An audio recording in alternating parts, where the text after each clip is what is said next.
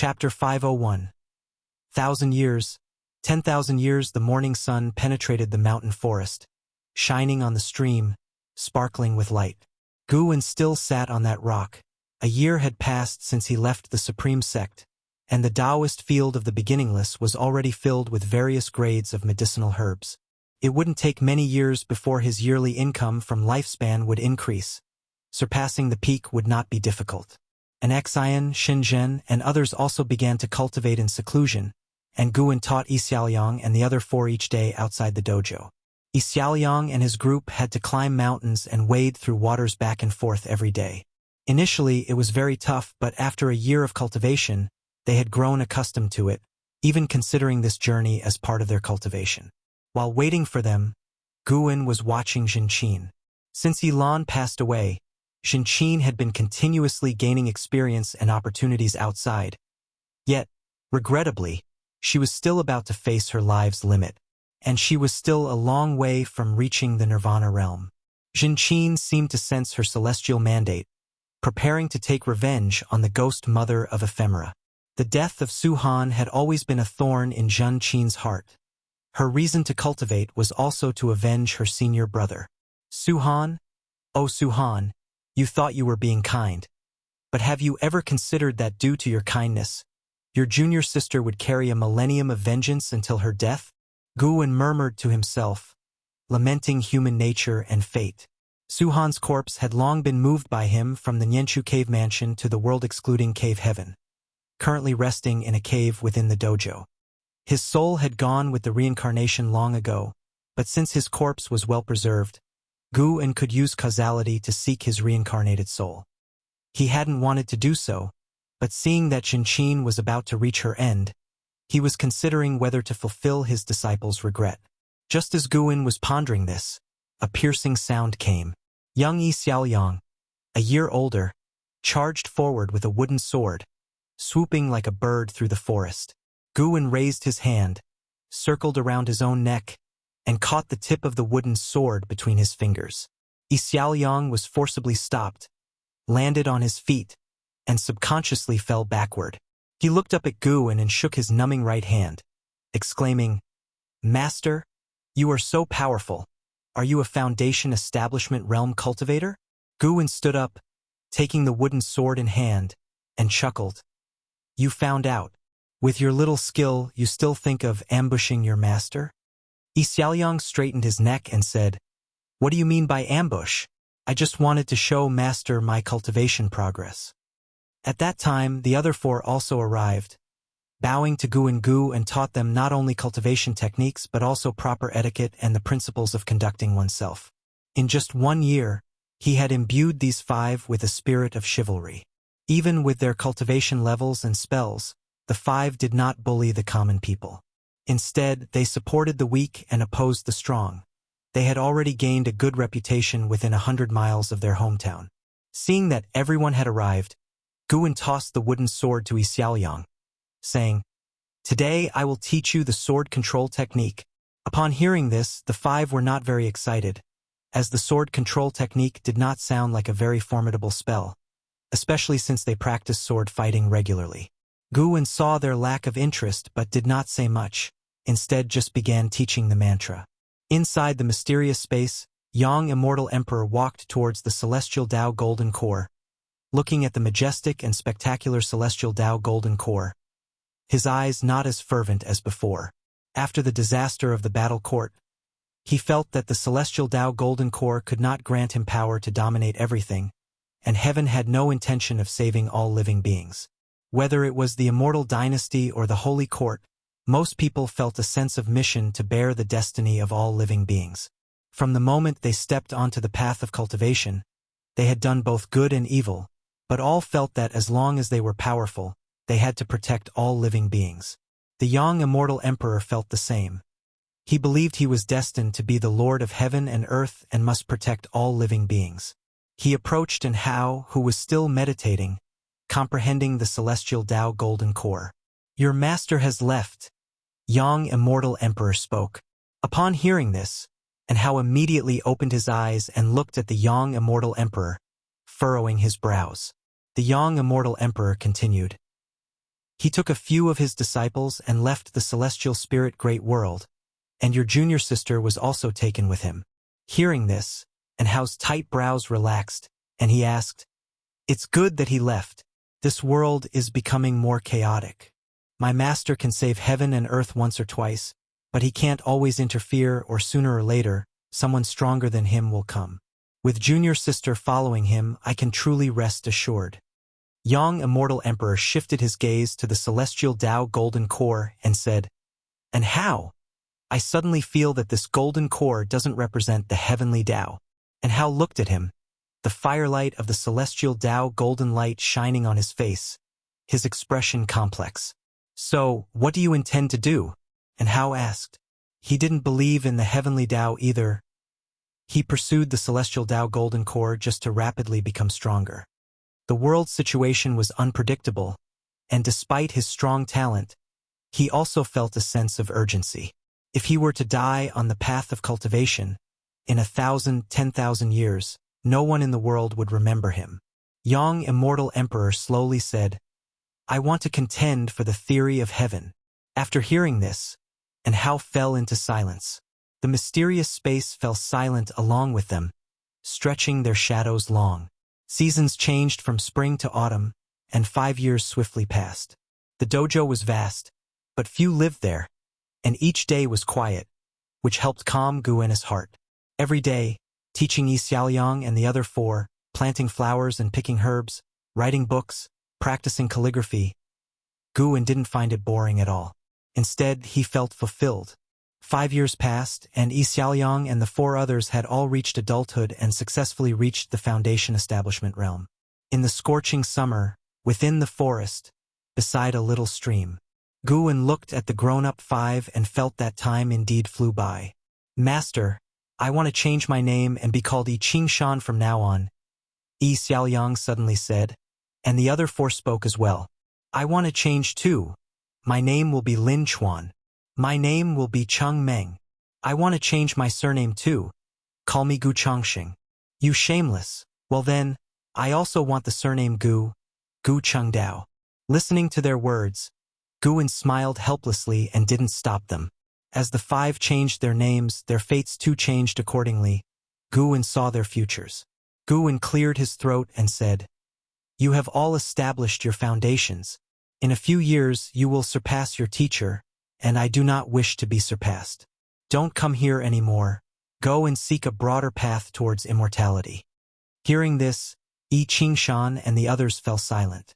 They did not argue. In fact, they had wanted to leave for the last 2 years because they had come into contact with cultivators from the immortal cultivation realm and knew how vast it was, making their hearts yearn for it. "Master, we—" Cheng Meng couldn't help but speak. Before she could finish, Guwen raised his hand and said, "No need for filial gestures. I came here to isolate myself from the world to cultivate in peace. You have disturbed me for so many years. Isn't it time to let me go?" Yi Qingshan immediately knelt down and kowtowed to Guwen, the other 4 quickly following suit. Looking at Yi Qingshan, Guwen thought of Lu Jujia. Lu Jujia's figure merged with Yi Xiaoliang's, transforming into a new person. Guwen was not sad. He smiled and accepted their kowtows. Yi Qingshan stood up and said, "Once a teacher, forever a father. When we ascend to immortality and achieve the Tao, we will definitely come back to repay you." The others promised as well, and Guwen waved them off with feigned impatience. The 5 bowed and took their leave. A few steps later, Yi Qingshan could not help but look back, just as he did the first time he parted from Guwen. He saw Guwen under the shade of the trees, the feeling of reluctance from his youth resurfacing. Now, stronger than he was 6 years ago, he was not swayed by emotions, quickly turning back to disappear into the woods with his companions. Guwen stretched his arms and yawned. Twisting his neck, he said, "Finally sent them off. See you in 1,000 years." He turned and walked in another direction through the forest. Just as he stepped over the stream, a plump white spirit rat dashed out, quickly shrank in size and landed on Guwen's shoulder. "Master, are those 5 your disciples?" The white spirit rat asked curiously, still with the voice of a young boy. Guwen laughed and said, Of course they are, why do you ask? You only taught them for a few years before sending them away. I thought they were like the disciples from the Third Medicine Valley or Profound Valley. They will come back. They will accompany us for 1,000, 10,000 years, and you will have to be their support. Really? The white spirit rat widened its eyes in surprise. Chapter 502 once yearned for dark clouds cloaked the sky, and a drizzle fell unceasingly. Between the mountains, trees were toppled. Pits and holes covered the landscape, reeking of the burnt aftermath that extended for 100 miles, a testament to the battle that had occurred. At this moment, 3 women stood in a standoff. Jinqin, Jiangqiong, and the ghost mother of Ephemera, each bearing injuries. The ghost mother of Ephemera, with disheveled hair, stood amidst the wreckage, her face smeared with blood as she scanned her surroundings, trapped by an array of 8 flags. Outside the formation, Jiangqiong hovered in the air. Her injuries were not as severe as the ghost mother's, but her heaving chest betrayed her exhaustion. Jinqin stood atop a cliff, wielding a treasure sword, surrounded by spinning blades that glittered with golden light. She looked down at the ghost mother of Ephemera with a gaze cold as ice. The ghost mother of Ephemera turned to Jiangqiong and gritted her teeth. Sect leader, after I have supported you for so many years, do you truly intend to help an outsider kill me? Jiangqiong sneered back. How do you know that she is an outsider, and you are not? The ghost mother of Ephemera took a deep breath and said, Aren't you afraid of the supporting Tao Sword Venerable's return? Don't you know that she is the supporting Tao Sword Venerable's disciple? Faced with Jiangqiong's mockery, the ghost mother of Ephemera fell silent. Jinqin raised her sword and declared, Ghost mother of Ephemera, today I shall avenge my senior brother Su-Han. Upon hearing the name Su-Han, the face of the ghost mother of Ephemera did not change. She lowered her head, seemingly resigned to her fate. Immediately, Jiangqiong cast a spell. The flags around the formation fluttered violently, whipping up a fierce wind that stirred chains of Psi and to bind the ghost mother of Ephemera, who did not resist. Jinqin charged into the formation, her sword slashing through, its frosty light shattering the forest. With one slash, blood spurted and the head of the ghost mother of Ephemera floated into the air. Jinqin stood behind the ghost mother of Ephemera, slowly straightening up. She turned her head and saw not only blood spurting from her neck, but also flames of a golden blaze. The soul of the ghost mother of Ephemera emerged, unable to escape from her severed neck. Jinqin, looking upon this, felt no joy, only a sense of relief followed by an overwhelming fatigue. Years had passed, and she no longer hated the ghost mother of Ephemera. Avenging Su-Han had become her obsession. Jiangqiong descended from the sky. Looking at the golden flames at the neck of the ghost mother, she clucked in wonder. Are you trying to make her soul disperse? Where did you learn such an evil skill? Jinqin, devoid of expression, replied, To deal with an evil demon, one naturally uses evil methods. The soul of the ghost mother of Ephemera struggled in agony, silent, but her twisting form was horrifying to behold. A breeze passed, scattering the golden flames around her neck, which alarmed both Jinqin and Jiangqiong, prompting them to instinctively look around. Let's end it here. This life's grievances have been settled. A voice sounded, and upon hearing it, Jinqin stopped mid-sentence. This voice belonged to Gu, and Jiangqiong showed surprise and looked around in search of Guin. The soul of the ghost mother of Ephemera flew out from her corpse. Jinqin's sword was no ordinary sword. Its slash severed all her lifelines, leaving her either to find a new vessel or wait for reincarnation. Her soul knelt beside her body, as if paying homage to Guin. You have 2 choices. Guin's voice spoke again, detached as if a god spoke. Reincarnation, to let go of this life's karma and start anew the next life, or redemption, to lose your freedom and continue living. The ghost mother hailed from the Ephemera sect. Though not affiliated with the Ephemera sect that caused chaos in the Taicang continent, she had harmed many in her lifetime, Su-Han being only one. Even when she founded the Gathering Flower sect, she resorted to wicked methods. The reason why Guin offered her a choice was that, at her core, she believed she acted for the supporting Tao Sword Venerable, that she belonged to him. After following the sword venerable, she had indeed restrained her methods and attempted to incline towards goodness. Guwen did not wholly shield her, not just because of Su-han, as Su-han had long since severed ties with him, but because she genuinely had committed evils. Stopping evil actions did not erase past deeds like smoke. One must bear the consequences of their choices. The ghost mother of Ephemera immediately looked up and shouted loudly, "I am willing to follow you, even if I lose my freedom forever." No sooner had her voice faded than her soul vanished into thin air. Peace then returned to all of great heaven and earth. Jiang Qiong pursed her lips and looked toward Jinqin, offering comfort. Regardless, she is considered dead and probably won't be at ease in the future. Jinqin took a deep breath and said, "I know. Master said she wouldn't let her be free, and she certainly won't." The blood prison great saint was the perfect example. When Guwen said to make him a mount for 1,000 years, he indeed suffered for an entire millennium. Seeing that Jinqin was not fixated on the matter, Jiang Qiong also felt relieved and then asked, "What are your plans now?" Jinqin looked into the distance and replied, "No plans." After her words fell, her body suddenly leaned backward. Jiang Qiong's eyes widened as she instinctively reached out.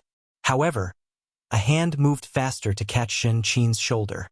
Jinqin looked up and a smile appeared on her face involuntarily. "Master," Jinqin said weakly. Guwen looked at her and sighed softly. Jinqin had reached the last year of her maximum lifespan. Today's battle had thoroughly drained her vitality. Jiang Qiong was pleased to see Guwen, but she didn't speak, choosing to give the time to the master and disciple. Jinqin was too weak to speak and soon closed her eyes, her hand naturally falling. This made Jiang Qiong frown. Guwen looked toward Jiang Qiong and said, "The ghost mother of Ephemera is dead, and the Gathering Flower sect must be personally managed by you." Jiang Qiong nodded and replied, "I know. I will go back soon." She stepped forward, sizing up Guwen and said, "Everyone says you've left the celestial spirit great world, but I didn't think you were still here. I said to myself, how could you leave without telling me?" Facing this woman who had greatly helped him in his early years, Guwen said with a smile, "If you ever run into trouble in the future, just call for me in your heart." He could hear Jiang Qiong's heart's voice and knew she was not one to leave the secular world, so he did not invite her to the dojo. Jiang Qiong stared at him and asked, "Can I summon you if I miss you?" Guwen rolled his eyes at her and replied, "I am very busy." Jiang Qiong huffed coldly and said, "Take her away quickly. Don't let her die." She couldn't see the end of Jinqin's lifespan, but she could feel her life force rapidly draining. A sure sign of ill. Guwen nodded slightly, then disappeared from the spot with Jinqin. Jiang Qiong didn't leave immediately but walked toward the corpse of the ghost mother of Ephemera. After working together for over 1,000 years, she didn't want the ghost mother's body to be left in the wilderness. Jinqin had a very long dream where she returned to her youth, a time when she, Su-han, and Yi Yen lived carefree in Profound Valley. Back then, they all aspired to reach the Foundation establishment realm. When Jinqin awoke, she opened her eyes to the blue sky. She sat up instinctively and then saw Guwen sitting at a stone table not far away, with an ice coffin next to her. Seeing Guwen, her heart settled down instantly. She stood up immediately, ready to go and pay her respects. But as soon as she stood up, she saw the scene inside the ice coffin and froze completely. She couldn't help but blink, but no matter how many times she blinked, the scene inside remained unchanged. How can this be? Jinqin became agitated, her body shaking slightly. Inside the ice coffin lay Su-han's body, intact. She looked back at Guwen, who was sipping tea, not looking at her. In that moment, Jinqin's heart was filled with emotion and shame, and 1,000 words were stuck in her throat, unable to be spoken. Chapter 503. A lifespan of 256 billion years. Guwen and Jinqin sat opposite each other and talked for a long time. After seeing Su-han's corpse, the burden and obsession in Jinqin's heart completely dissipated, and she returned to her usual lively and clever self. The mentor and disciple talked about the past, endlessly, finding it impossible to cover all the old times. However, everything has an end, including life. When dusk fell, Jinqin looked at Guan and said earnestly, "Master, thank you for your care in this life. As a disciple, I've been incapable and have never repaid you. If there is an afterlife and I am worthy of repaying you, I surely will strive to do so." Unlike the ghost mother of Ephemera, who, though dead, was not at the end of her natural life and could still possess another body to be revived, Jinqin's fate had run its course, without any technique to turn back time. Guan smiled and nodded, saying, "There will be an afterlife." Hearing this, Jinqin showed a smile, her eyes filled with expectation. She then lay down on the table and whispered, "Master, I feel a bit sleepy. May I sleep here for a while?" Guan nodded and replied, "Sleep. I will stay by your side." Jinqin closed her eyes, mumbling, "I suddenly miss Master Yi so much. It feels like she has been gone for a very long time." Guan's hand, which was holding a teacup, paused. He said nothing and continued drinking his tea. After Jinqin fell asleep, Xinjin came over.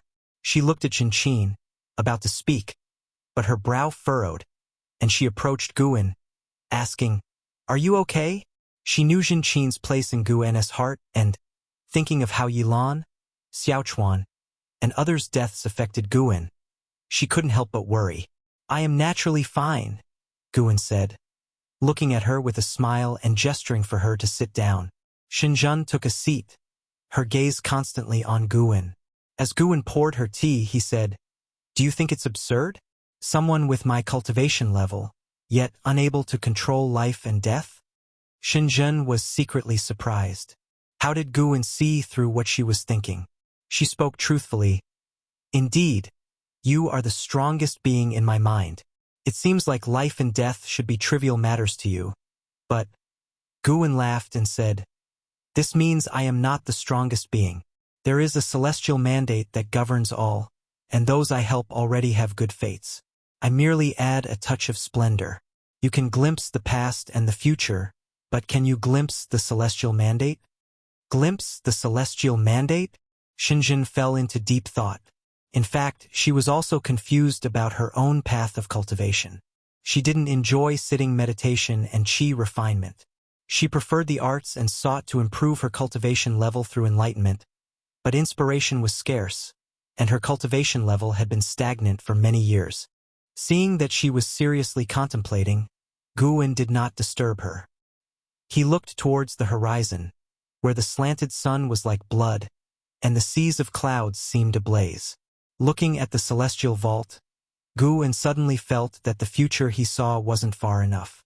How high must one's cultivation level be to see to the end of this universe? Time flies like an arrow, and the years pass like a shuttle, slipping away never to return. A millennium is like a cloud of smoke, with worldly affairs vast like waves. Without the support of supporting Tao Sword Venerable's millennium, the celestial spirit great world faced no calamities from outer heaven, but internal strife remained intense. Ancient secret realms, Taoist fields, and the cave mansions of great powers emerged one after another, causing widespread deadly conflict among the realm's cultivators. Guan's Taoist field of the beginningless was now filled with medicinal herbs, and to this day, the lifespan provided by these herbs each year had surpassed 20 million years. Located at the edges of the world, the Taoist field of the beginningless on the nine-spirit continent had not faced any disturbance for 1,000 years. However, nearby human race cities were increasing and approaching the Taoist field of the beginningless. In that year, early summer, Guan stood on the edge of a cliff, watching Chan Chuan spar with the blood prison great saint. Chan Chuan, now of the Nirvana realm level, was able to hold his own against the blood prison great saint, who was at the level of the loose immortal realm. The two combatants clashed in the sky, Guan establishing a barrier that allowed them to fight to their heart's content without affecting the dojo. After watching for a while, Guan lost interest and called up his attribute panel to take a look. Name: Guan, lifespan: 3, 155/25, 660, 408, 118, physique: primordial infinite body. Cultivation level: innate golden immortal realm perfection, a lifespan of 256 billion years. Guwen planned to break through after reaching a lifespan of 100 billion years. After all, according to the trends of the great heaven and earth, the celestial spirit great world would be engulfed in slaughter for the next 10,000 years unless there was intervention from powers beyond the heavens. Such slaughter was not meaningless. Guwen could feel that the number of all living beings in the world had decreased by 10% compared to 1,000 years ago, but this also gave rise to more talents and great powers. The most famous battle in these 1,000 years was the one between the Yang Immortal Emperor and the Zhu Luo Sword Monarch for the Theory of Heaven, which ended in a crushing defeat for the Sword Monarch, who fled back to the Great Hong Sword Heaven, while the Yang Immortal Emperor, after collecting 9 volumes of the Theory of Heaven, went into seclusion. Guwen peered into the Yang Immortal Emperor's fate through an Hao's Dao Destruction Destiny seal, and found that the Emperor's destiny was transforming and his cultivation level was rising steadily. The Yang Immortal Emperor, being the Taoist Zhangzizai Immortal, meant that the Holy Court had almost no chance of victory, and Zhu Shi, the Saint Heaven reincarnation, was still wandering in the mortal world. Even after regaining her past life memories, she had no intentions of returning to the Holy Court. A figure approached Guwen. It was the ghost mother of Ephemera. She looked just like she did in life, but in reality her body was made of flowers and plants, no longer human. Now, she was responsible for managing the medicinal herbs in Guwen's dojo, since the others were occupied with cultivation, and an Exian had long since lost interest in managing affairs. "Master, we are running out of seeds," the ghost mother of Ephemera said softly.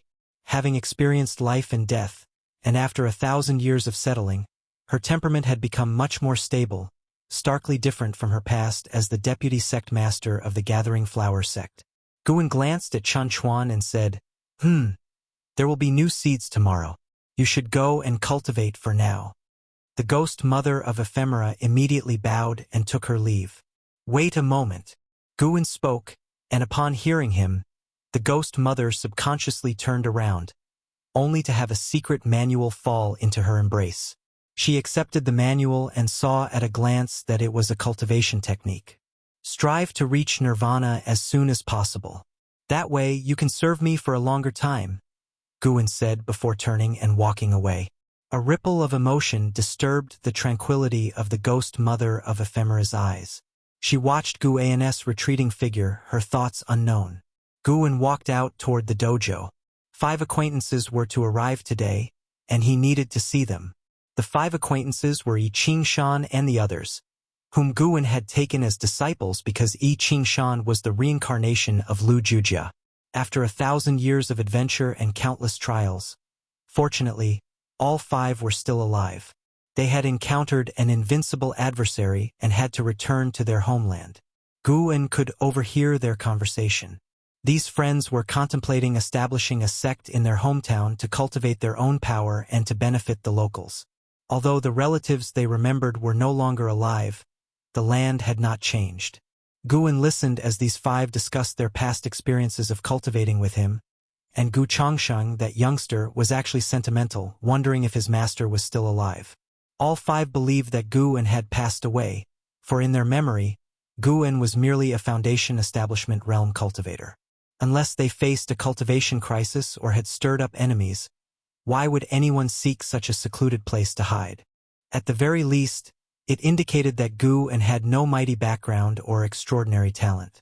Reflecting on their master, they felt regret, wishing they had had the chance to repay him. Chapter 504. Never Give Up in the Woods. Yi Qingshan, Lin Chuan, Cheng Meng, Gu Changsheng, and Gu Chengdao moved forward while chatting, looking at the forest which felt both familiar and strange to them. They talked about the past millennium with deep emotion. Suddenly, Cheng Meng said, "Do you think it's possible that Master is still alive?" At these words, the other 4 fell silent. Of course, they wished Guwen were alive, but when they had left, the Master was still a cultivator at the Foundation Establishment realm. Judging by the cultivation speed he described, it seemed highly unlikely he could survive 1,000 years. Unless, of course, the Master had deceived them. After all, they had never truly understood his cultivation level. "Isn't finding him one of the reasons for our return?" Gu Chengdao, the youngest yet most composed of the 5, spoke up. He always felt that their master was not like ordinary people. After roaming the great heaven and earth for 1,000 years and witnessing countless exceptional individuals, he still felt his master was in no way inferior to any of them. I Ching Shan spoke. Now that we're back, establishing a sect can wait. Let's first look for our master. His words met with the agreement of the others.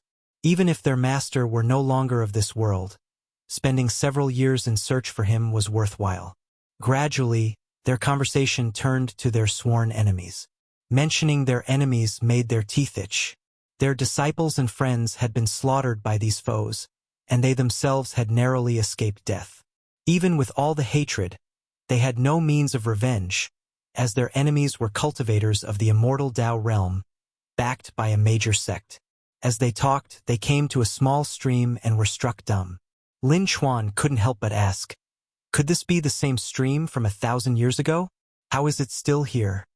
I Ching Shan was somewhat bewildered, responding, a millennium isn't enough for the great heaven and earth to undergo massive change, especially since there hasn't been sect conflict or demon mischief around here. Naturally, there wouldn't be much alteration. They looked around, recalling the past intricacies of their lives.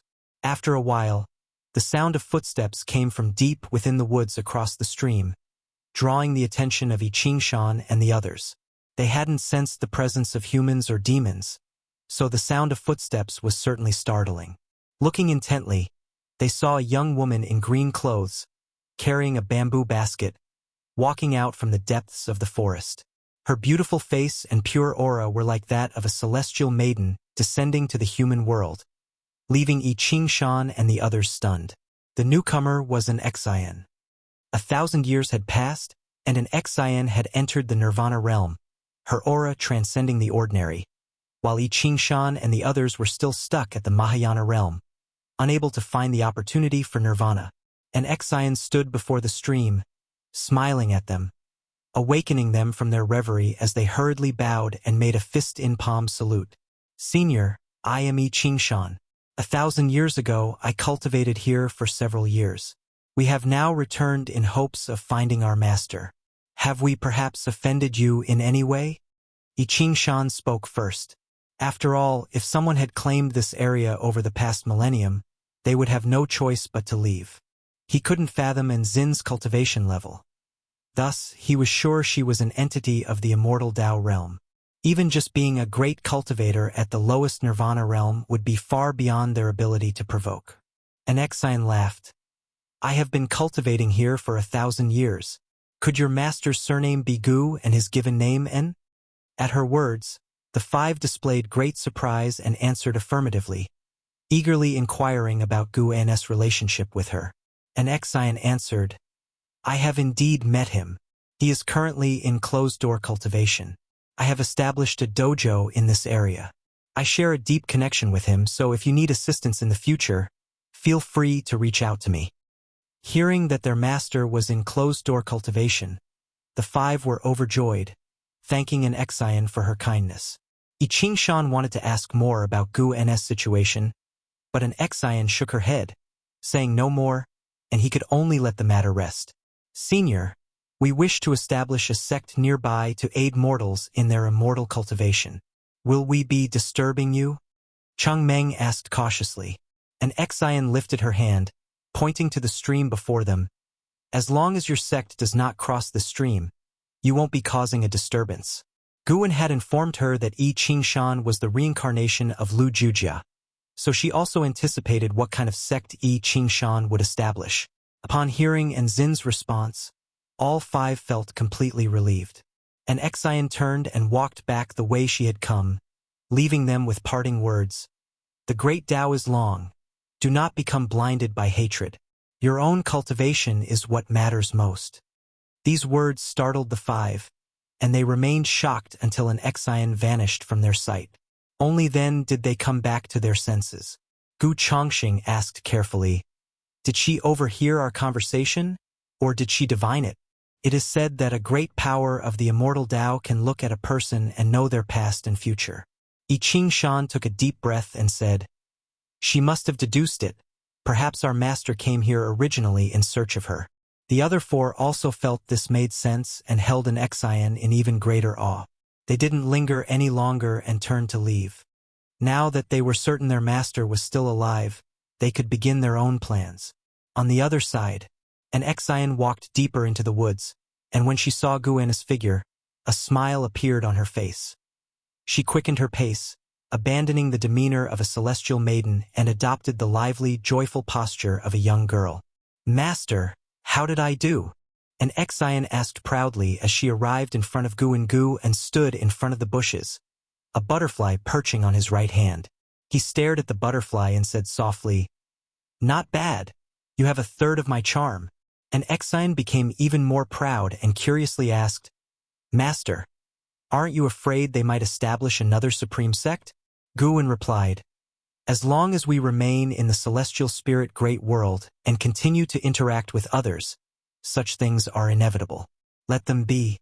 At least for the sects they create, we have no responsibility to protect them. The prosperity they create can also serve as entertainment for you when you are bored, and experiencing fate and encounters among the mortal realm is also a form of cultivation." He lifted his right hand, and the butterfly flew away. Then he and an Exian headed toward the Taoist field of the beginningless. That makes sense. Being in seclusion for too long can indeed become dull. However, I've agreed to spar with Celestial Demon Child in 100 years. I certainly don't want to lose to her again, said an Exian as she followed beside Guin. She got along very well with Celestial Demon Child. Their rivalry was healthy, spurring each other on. No matter who won or lost, neither would take it lightly. She told me the same thing, Guin said with a smile. There weren't many people in the Taoist field of the beginningless, but none of them were the quiet type. He thoroughly enjoyed the lifestyle there. When bored, he could visit Immortal Seeking Island or Human World Peak, or venture elsewhere. There was always a destination. Leaving the Supreme Sect didn't mean he was cut off from the world. The master and disciple chatted casually as they walked back to the dojo. On the other side, deep in the cosmos, a majestic world gate stood in the void, as if at the center of the universe, radiating an endless ancient aura. A fluctuation emerged from within the gate, and a figure stepped out. This was a man in black, enveloped in a crimson aura, his head adorned with a crown resembling a mystical beast, and a belt embedded with dragon scales. He radiated a powerful presence. After stepping through the world gate, his gaze fell upon a figure beside it. He turned and saluted. "Senior, it has been many years. Are you well?" The figure he addressed was none other than the Celestial Spirit God. The Celestial Spirit God shone with intense brightness, its shape visible but its visage unseen. "It seems the battle court is determined to continue this conflict," the Celestial Spirit God said, its tone indifferent. The man in black cracked a smile and said, "There's no choice. The karma between us and the Long clan is too deep, irreconcilable." The Celestial Spirit God did not respond, and silence fell over the void. After a moment's hesitation, the man in black asked, "Senior, if the Celestial Court were to reappear in the human world, would you consider returning?" As soon as he finished speaking, his expression changed drastically, and he trembled all over. The Celestial Spirit God did not stand, but a terrifying intent to kill locked onto the man in black, leaving him quaking with fear. Do not attempt to test the will of a god, or else even the battle court cannot keep you safe. The voice of the Celestial Spirit God rang out, and the man in black felt the world spin, his body as if plunging into an unfathomable abyss, his sight blurring, and his divine soul overturning. After a while, the man in black opened his eyes to find himself upon a meteor. He stood up, peered into the distance, and could not see the world gate. He was silently alarmed. Such a terrifying power of the heavenly Tao. Is this the force that suppresses a great thousand world? Chapter 505. Long Family Destiny Pattern. Celestial Tao merits Yi Qingshan and his 4 companions acted quickly. They first chose a mountain to construct buildings, and then began recruiting children with spirit roots. In just 1 year, they had gathered over 300 young boys and girls, and then began to earnestly teach them cultivation. 100 years later, After the first batch of disciples had grown up, they officially started to establish their sect, named Chenkuan sect. The Chenkuan sect. There were many sects with this name in the world, but Yi Qingshan wanted there to be only one Chenkuan sect. His ambitious declaration at the founding ceremony was overheard by Gu En at the dojo. Gu En just smiled lightly, not paying much attention. He didn't even bother to calculate the destiny of the Chenkuan sect anymore, choosing to leave it as a mystery, as a bit of color in life. The seasonal patterns in the celestial spirit great world were broadly the same. At the start of autumn this year, Gu En lay under a tree, hands pillowed behind his head, eyes closed. It seemed as though he was sleeping, but he was actually observing the Supreme Sect. After all, he had spent the earlier half of his life in the Supreme Sect, and even after 1,000 years, Gu En still held some sentiment for it. He was currently paying attention to Long Qing. Before leaving the Third Medicine Valley, Gu En had begun to release the Guyuan Divine Tao within Long Qing's body, allowing him to gradually regain his qi refinement talent. Long Qing, born in the Nirvana realm, had completely recovered his true strength after 1,000 years of cultivation. Under his leadership, the Third Medicine Valley had become a very powerful force within the Supreme Sect. Everyone knew that he was raised by Gu En. With him there, the bond between the Supreme Sect and the supporting Tao Sword Venerable would not break. Therefore, even those whose cultivation levels were several greater realms higher than his would still try to please him. Unlike Gu An's style, Long Qing turned the Third Medicine Valley into a power-chasing valley, losing the leisurely and peaceful atmosphere of the past. At this moment, someone was persuading Long Qing. This person was a profound Yuan-free immortal who came from the World Gate. Gu En initially thought he was here to cause trouble, especially since he carried the thick aura of the battle court. However, this person had lingered outside Celestial Spirit Great World for decades and then infiltrated the Supreme Sect, where he stayed for several decades before finally approaching Long Qing. He was currently explaining to Long Qing about the strength of the Long clan and their deep connections with the battle court. Previously, Yi Tianji had shown Long Qing many images from past lives, but those were only fragments of memories. When Long Qing truly understood his heritage, his feelings were incredibly complex. Inside Long Qing's loft, he sat on a chair, silent for a long time. The profound Yuan-free immortal waited for him to accept his heritage. Long Qing remained silent for half an hour. Then he looked up at the man in black and asked, "You've told me so much, but who are you?" The man in black smiled and said, "My name is Candle Star, from the battle court, a disciple of the Lord of the War Court. I have lived far beyond your imagination, and much of the history I've told you I witnessed personally." Hearing this, Long Qing frowned. He was not frightened into standing up.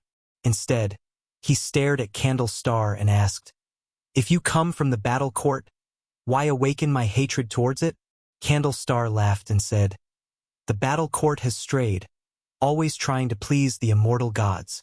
I am not satisfied with that. I prefer the battle court under Emperor Longxin's rule. That was the true battle court worthy of battle's name." As he spoke, his eyes revealed longing and excitement. Long Qing's frown deepened. He could not see through Candle Star's intentions, nor could he discern whether his words were true. Candle Star looked at Long Qing, raised his hands, and suddenly said excitedly, "Do you know why the battle court targets your Long clan? It's not because you are the legitimate one, but because they fear your bloodline. No, they want to obtain it." Long Qing's expression changed, but before he could speak, Candle Star continued, "The real founder of the battle court was Emperor Longxin's father, Long Zhan, also known as Celestial Dragon Emperor. Without experiencing the era's tribulation of the Great Thousand World, he grew rapidly. In every battle, his strength surged substantially. It is said that once after slaughtering an entire great heaven and earth, he managed to cross the 9 heavens of the immortal path in a remarkably short time. Emperor Longxin's talent was also immense, but he turned against the Celestial Dragon Emperor and thereafter ceased creating slaughter. Candle Star grew more excited as he spoke, his eyes even gleaming.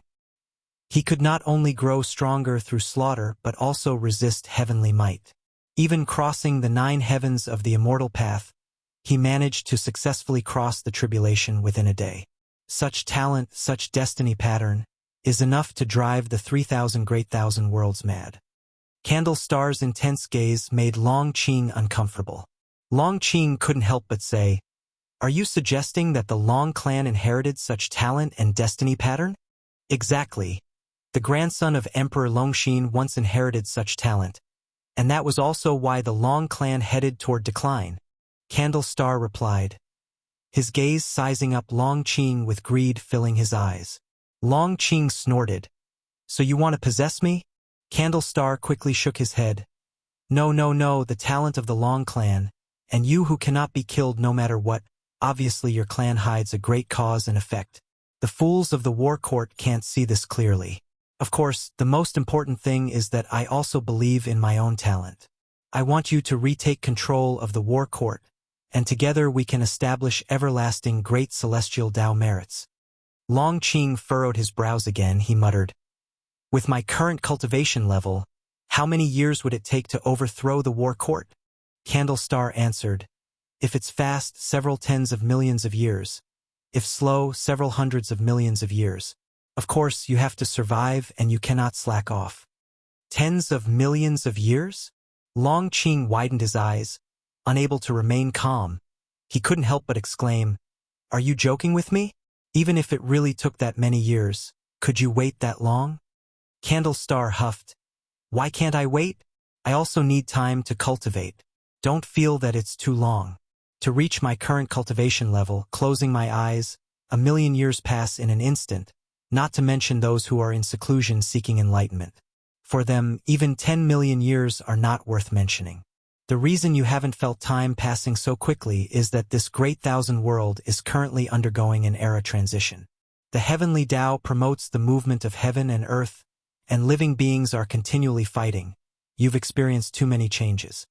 Long Qing fell into silence. Candle Star then looked around, examining the furnishings within the room. Long Qing took a deep breath and asked, "Since that's the case, how will you assist me?" Candle Star turned his head towards him, smiling. "You first become the sect leader of the Supreme Sect. By then, let the Supreme Sect unify the world. After the era of tribulation ends and the celestial merits fall onto the Supreme Sect as its sect leader, and me as the vice sect leader, we will receive vast celestial Tao merits, aiding us in our enlightenment. In the silent extinction domain, there is a world gate that will limit the war court, preventing them from invading in large numbers. Previously, your master killed Yi Tianji, which has already placed the war court in a dilemma, causing internal divisions. Now is the best time for us to develop our sect." After hearing this, Long Qing's brows gradually smoothed. Elsewhere, far in the Taoist field of the beginningless, Guan listened to their conversation, and he was not too surprised because he had previously guessed why the war court was hunting the Long clan.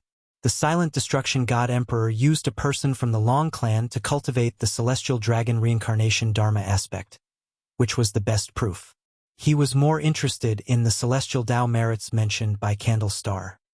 If Long Qing and Candle Star could indeed lead the Supreme Sect to become the ruler of the world, it would be a good thing, providing Guan with a sense of presence as well. Of course, if Long Qing were to go astray, Guan would not ignore it. He had protected Long Qing, so he had the responsibility to keep an eye on Long Qing, to prevent him from walking the path of slaughter followed by his previous life and ancestors. Guan stood up and headed towards the mountain forests. With the establishment of the Chengkuan sect, the sect had been aggressively recruiting disciples, and the number of disciples had quickly surpassed 10,000. With so many people, there were bound to be some who caused trouble. Indeed, someone was heading towards the forbidden area designated by the Chengkuan sect, approaching the Taoist field of the beginningless. Guan felt it necessary to arrange a guard, pretending to be a hermit in deep mountains. An Xian, who usually needed to focus on cultivation, didn't have the time to watch continuously. He had just entered the mountain forest when a streak of white light sped over and landed on his shoulder. It was the white spirit rat. "Master, where are you going?" the white spirit rat curiously asked. Guan laughed heartily. "You run around all day, full of energy, and you don't cultivate. How about becoming the Demon King?" The white spirit rat's eyes lit up at hearing this. It asked, "Really? Come, I'll transform some demons and you can choose from them. From now on, you'll be in charge of guarding around the Taoist field, and you will not allow anyone to trespass without permission." "That's great, Master. I definitely won't let you be disappointed," the white spirit rat said excitedly. Even though it had shrunk its rat body, it still looked chubby, laughing like a trembling white fur ball. Guwen began instructing the white spirit rat on what it could and couldn't do. This guy was too mischievous. Rules must be established to prevent it from becoming utterly lawless. He couldn't allow it to become like the Cyan Bull demon under Lord Lao Zi of the Great Monad. Chapter 506. The strongest sword time passed swiftly, and another 200 years went by. Guwen enlightened 100 demons, taught personally by the white spirit rat. An Xian introduced them to I Ching Shan and others, enabling the white spirit rat to quickly establish a relationship with the Chenkuan sect. Under the guidance of I Ching Shan and his peers, the Chenkuan sect occasionally presented gifts to the white spirit rat and its subordinate demons, making the relationship between the two parties increasingly close. After 200 years, the Chenkuan sect had risen to power, becoming a first-class sect in the 9-spirit continent with aspirations of sweeping across the world. With 9 Mahayana practitioners, the Chenkuan sect was truly invincible in this land, and unifying the continent was only a matter of time as long as no forces from overseas intervened. Conflicts continued between heaven and earth, and the spiritual energy from nature surged towards the heart of the continent, prompting the strong practitioners to follow it. This weakened the immortal cultivation atmosphere in the peripheral regions. That was the case for the 9-spirit continent and neighboring continents. Almost no creatures from the immortal Tao realm visited this area, though many lower realm beings wanted to spend their remaining life here. On this day, inside the Taoist field of the beginningless, by a lake in the mountains, Guwen was fishing.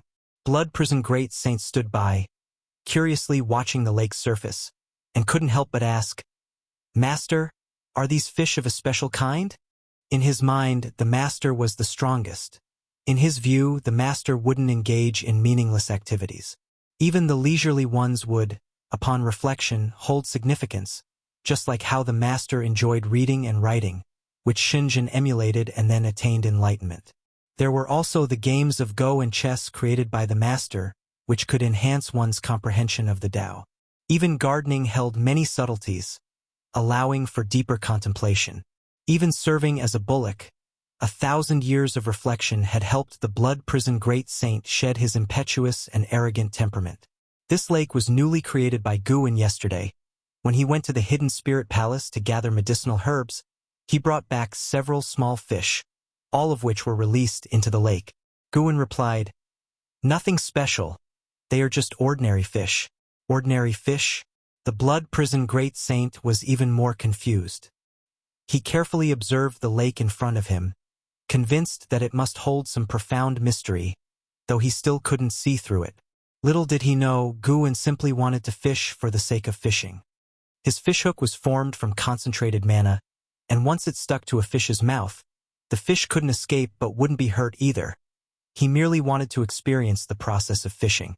After leaving the Supreme Sect, although he had a broader dojo, Guwen still had idle moments. Although he didn't practice chi absorption, he still wouldn't do nothing when idle. He gained insights into the natural world through seemingly mundane activities. As long as he observed naturally occurring phenomena, he could sense the great Tao. Having reached the innate golden immortal realm, Guwen didn't feel invincible and continued to pursue the great Tao. The evolution of his lifespan eliminated the need for chi absorption cultivation, making him treasure the time for attaining enlightenment even more. Guwen was sitting on a stone with the Blood Prison Great Saint standing beside him, both quietly observing the lake. Sunlight fell on them and blended with the landscape, creating a peaceful and beautiful picture. After a long while, a figure descended from the sky and landed beside Guwen. It was Chen Chuan. The 1,000-year-old Chen Chuan had also reached the Nirvana realm. From Nirvana to the loose immortal realm, the time required was incomparable to that of the mortal realm, so those at Nirvana realm around Guwen still hadn't reached the loose immortal realm. Not everyone's talent compared to Enhao's, and Hao's opportunities could even be said to be unique, unrivaled in the world. Master, I sense a sword. Chun Chuan spoke, his eyes filled with excitement. Before Gu En could respond, the blood prison great saint curiously asked, "What sword?" Since arriving at the Taoist field of the beginningless, the blood prison great saint hadn't sensed any dangerous aura. He hadn't felt the formidable sword, but he knew Chun Chuan's destiny pattern was extraordinary, so he was very curious. "I can't explain clearly, but I feel a sword has descended upon this world, continuously emitting sword cries as if waiting for me to seek it," answered Chun Chuan, pondering and recalling his previous sensations as he spoke. His words made the blood prison great saint even more curious. When Gu En moved from the supreme sect to this place, he didn't bring Long Qing or other close disciples but brought Chun Chuan. The blood prison great saint always felt that Chun Chuan's talent might match that of an Hao or Yang Jian. In fact, Chun Chuan had indeed shown dazzling comprehension in the sword Dao, although the blood prison great saint felt it still wasn't enough. There is indeed such a sword, coming from outer heaven. It is the strongest sword in the world. Possessing it qualifies one to contend for the world. Not just you, but anyone who diligently practices the sword Dao will sense it. Gu En responded, his gaze fixed on the lake surface, never wavering. Hearing this, Chun Chuan frowned. Blood prison great saint widened his eyes and asked, "This is clearly a conspiracy. Is another power from outer heaven about to attack?" Throughout the previous cataclysms of heaven and earth, it was always the forces from outer heaven that initiated them. The conflicts between the immortal dynasty and the holy court were never a threat to all living beings. "It's the work of the great Hong sword heaven behind Zhu Luo sword monarch," Gu En answered. Hearing about Zhu Luo sword monarch, both blood prison great saint and Chun Chuan exchanged glances. TSK, could it be that guy lost to Yang immortal emperor and couldn't accept it? Blood prison great saint guessed with schadenfreude.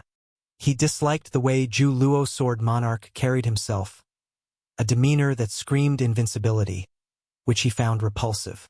Chun Chuan, on the other hand, remained silent as he began to feel the sword again. For some reason, he always felt that the sword was of special significance to him, but his master's words left him confused. If others felt the same way he did, then indeed they shouldn't go. But was it really the same? Gu En's fishing rod began to move. He waited a few moments before suddenly yanking it, pulling a large yellow fish into his hands. He unhooked the fish and released it back into the lake. This action made Chun Chuan pause. He took a deep breath, then walked to a patch of grass and sat down. He took out his own sword, placed it on his lap, and quietly contemplated. Blood prison great saint looked at him with a curious expression. Gu En remained silent, just the corners of his mouth lifted. In his eyes, that number 1 divine sword was nothing exceptional. Chun Chuan didn't need to compete. By cultivating by his side, he would eventually surpass that sword. However, Senior Brother Li, you're not going to ask me to take action, are you? Gu En looked up towards the horizon with a teasing gaze. Meanwhile, on the other side of the world, above an endless ocean, dressed in black, Li stood on a black eagle, soaring across the sea of clouds, with divine exotic immortal spirit perched on his shoulder, gripping his hair, shivering.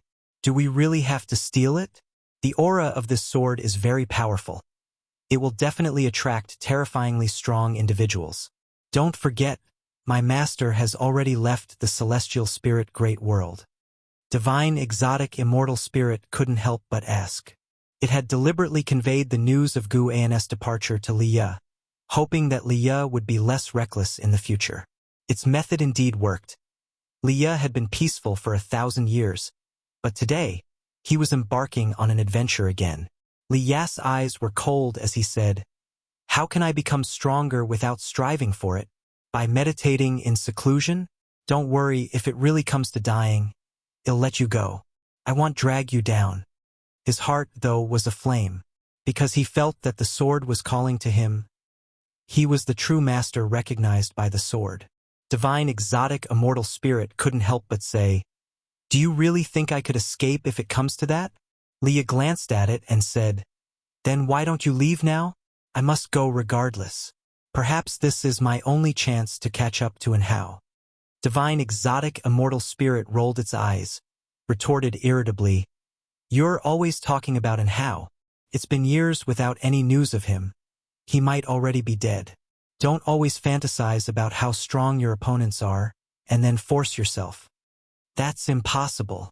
He can't be dead. His cultivation level must be outrageous. With my current abilities, I doubt I could withstand even one of his moves. Leah shook his head. No matter how far the places he had visited or how strong the people he had met, he always believed that Anhao was the foremost talent in heaven and earth. He felt that fate had made him encounter Anhao, and that was a blessing to him. With Anhao there, he would never be complacent about his achievements. He would always feel not strong enough and thus continue to strive. Divine exotic immortal spirit scratched its head, feeling that Leah was delusional and beyond persuasion.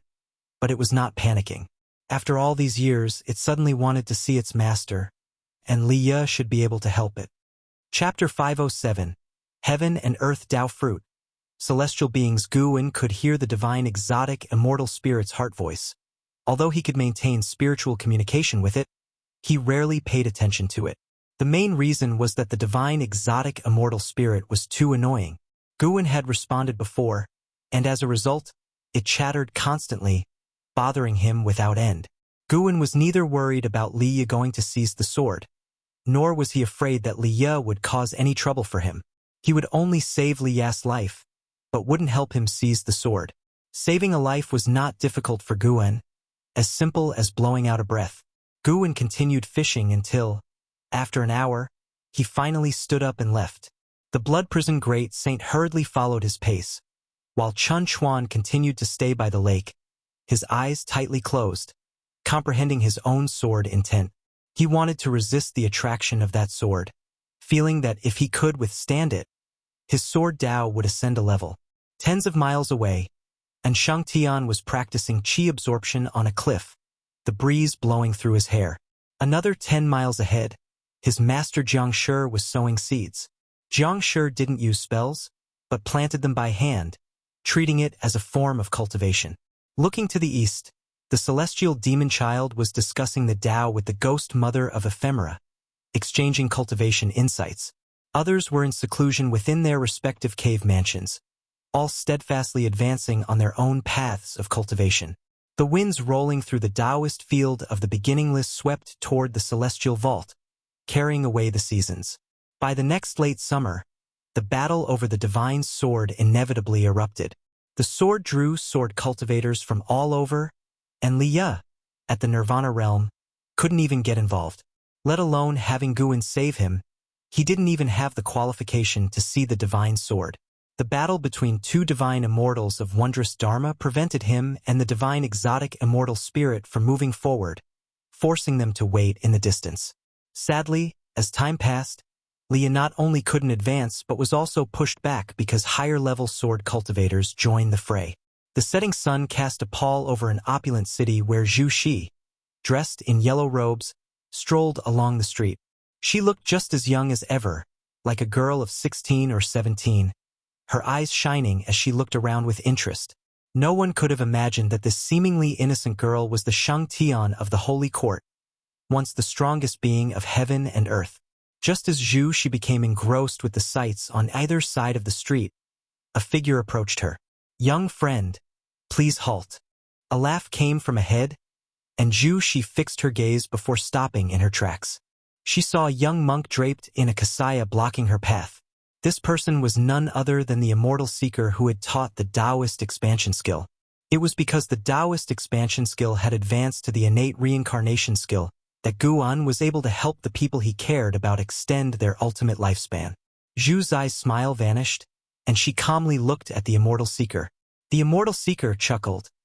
"The humble monk observes that you possess extraordinary destiny. Would you like to ascend to immortality? The humble monk can assist you." Zhu Shi focused on him, saying, "You, a monk, refer to yourself as humble monk? Do you think you're credible?" Of course the humble monk is credible. His Majesty Saint Heaven is nurtured by the celestial spirit and destiny. Even as a reincarnated being, a pair of eyes can see through everything, can't they? The immortal seeker said with a chuckle, causing Zhu Shi to furrow her brow. When he mentioned Saint Heaven, a passing cultivator threw a suspicious glance at him, but quickly disappeared with the flow of the crowd. Zhu Shi and the immortal seeker faced each other amidst the throng. They were out of place in this world and indifferent to the gazes of the people. Zhu Zai's eyes gradually became piercing, as if she had transformed into someone else. She exuded the aura of someone who reigned supreme, looking down at the immortal seeker, asking, "A person from heaven?" The immortal seeker laughed. "Your Majesty is indeed formidable." Zhu Shi lifted her right foot and took a step forward. As her toes touched the ground, the world suddenly changed. The streets and the people coming and going all vanished, and they found themselves in a dim, desolate mountain wilderness, with dense clouds in the sky and faint thunder rumbling. Immortal Seeker did not panic and continued to smile at Zhu Shi. "Are you sure you have what I'm looking for?" Zhu Shi asked, and as she lifted her right hand, the earth around them split open, and roots emerged from all directions, swiftly intertwining in the sky to form a huge sword that pointed straight at Immortal Seeker. This wooden sword was more colossal than the mountains between heaven and earth. It seemed to occupy half of the sky upon its appearance. "You're looking for the heaven and earth Tao fruit. What you want isn't just to unify the current celestial spirit great world, is it? What you desire is the entire celestial spirit great world, right?" Immortal Seeker answered. Zhu Shi narrowed her eyes, but did not respond. Immortal Seeker continued, "The heaven and earth Tao fruit is bound to appear sooner or later, but now there's already a presence stronger than even the free immortal. Your Majesty, how will you snatch it then?" Zhu Shi huffed. "So you're saying, you can't give me anything and you've merely come to remind me?" "Not at all," Immortal Seeker said leisurely. "I have come to save your life. The celestial Tao golden core is bait left by the person from the world gate, and the heaven and earth Tao fruit is even more taboo. If one's realm is insufficient, merely touching the heaven and earth Tao fruit will lead to being devoured. It contains even more horrifying cause and effect, causes even the person from the world gate does not know of." Zhu Shi squinted and asked, "Then tell me, how high must one's realm be to touch it? To reach the pinnacle of what the free immortal can achieve?" Immortal Seeker's smile turned mischievous. Zhu Shi frowned and asked, "Above the ninth heaven of the immortal path, there's still the level of free immortal?" "That's right. There are 3 free immortal levels above it, and none of those strongest beings who appeared in the last few thousand years have reached that realm, not even the supporting Tao Sword Venerable." Hearing Immortal Seeker mention the supporting Tao Sword Venerable, Zhu Zai's face became grim. Even though she had fully recovered the memories of her previous life, she still kept the gratitude of this life's mentor-disciple relationship in her heart and respected Guwen from her core. In her view, Guwen was an old predecessor from beyond the skies, with a cultivation level far surpassing hers. Coupled with the fact that he had taught her, she naturally held respect for him. Even the supporting Tao Sword Venerable was not qualified to touch the heaven and earth Tao fruit. Zhu Shi fell into silence. Immortal Seeker quietly watched her. After a long while, he finally said, "I have a method that can help you avoid being devoured." Zhu Shi looked up at him with a skeptical face. Immortal Seeker continued, "What you need to do is surpass the 9 heavens of the immortal path, possess the competence to traverse the world freely. Can you achieve that?" Zhu Shi replied coldly, "I have long been able to do so, but I've deliberately suppressed my realm. I can sense an almighty existence outside this world watching me. If I break through, I will encounter unexpected disasters. Some free immortals need thousands, tens of thousands of cycles of reincarnation tribulations, but I only need one life." Immortal Seeker was taken aback, clearly shocked by her words. He took a deep breath and said in admiration, "Worthy of being the child of heaven and earth chosen by the destiny of celestial spirit. In that case, I will pass on a cultivation technique to you. Practice it first, then break through." Zhu Zai's right hand dropped, and the huge wooden sword suspended in the dim celestial vault dissipated like smoke and clouds. "Who exactly are you? And why do you want to help me?" Zhu Shi stared intently at Immortal Seeker, hoping to get an answer. Immortal Seeker turned, looking towards the horizon, and said, I indeed come from above, but I do not affiliate myself with those self-important folks. The reason I assist you is merely to fulfill a wish. My disciple died in this great thousand world. Zhu Shi asked in surprise. The death of your disciple requires all this scheming? Do you need my help for revenge? Immortal Seeker glanced at her and said, Merging with the heaven and earth Tao fruit will be enough to fill the regret in my heart. Zhu Zai's brows were tightly locked, still somewhat unclear, but Immortal Seeker no longer elaborated. Suddenly, Zhu Shi seemed to realize something. Her expression changed drastically as she looked incredulously at Immortal Seeker. Chapter 508 9 Extremes Sacred Heart Sword, The Legend of Yangxian Human World Peak, Heaven-Defining Peak Above. Heaven and Earth Tao Fruit, Celestials. Within the courtyard at the mountain's summit, Guwen sat in a rocking chair with his eyes closed, musing to himself. Meng Lang's conversation with the Immortal Seeker had reached his ears. With his current cultivation level of innate golden immortal realm, no movement within the celestial spirit great world could escape his notice, especially concerning Zhu Shi, whom he had always been keeping an eye on. Guwen had always had an impression of the Immortal Seeker but had not expected him to have such a background. What exactly was the world above like? The self-assured individuals mentioned by the Immortal Seeker, could they be the immortal gods pursuing him to the extreme? Celestial Tao Golden Core, Heaven and Earth Tao Fruit. Interesting, could it be that the previous celestial spirit great world was transformed by some great power, and after the demise of that being, the world shattered, creating today's vast universe? If that was the case, what level of cultivation did that being have? Upon reaching the innate golden immortal realm, Guwen's Tao Fruit could also create a world, confirming that the existence was at least of the innate golden immortal realm. However, just how high his power was difficult to gauge. Perhaps the growth of a world required time, but Guwen wanted to estimate as high as possible because he would regard any powerful existence as a hypothetical enemy. He would not hold enmity towards those with whom he had no grievances, but he needed the confidence to respond. The celestial spirit god was scheming with the celestial Tao Golden Core, but what was being calculated by the heaven and earth Tao fruit that could devour all living beings? Suddenly, Guwen felt that the celestial spirit great world, so clear and transparent in his eyes, became interesting and full of suspense.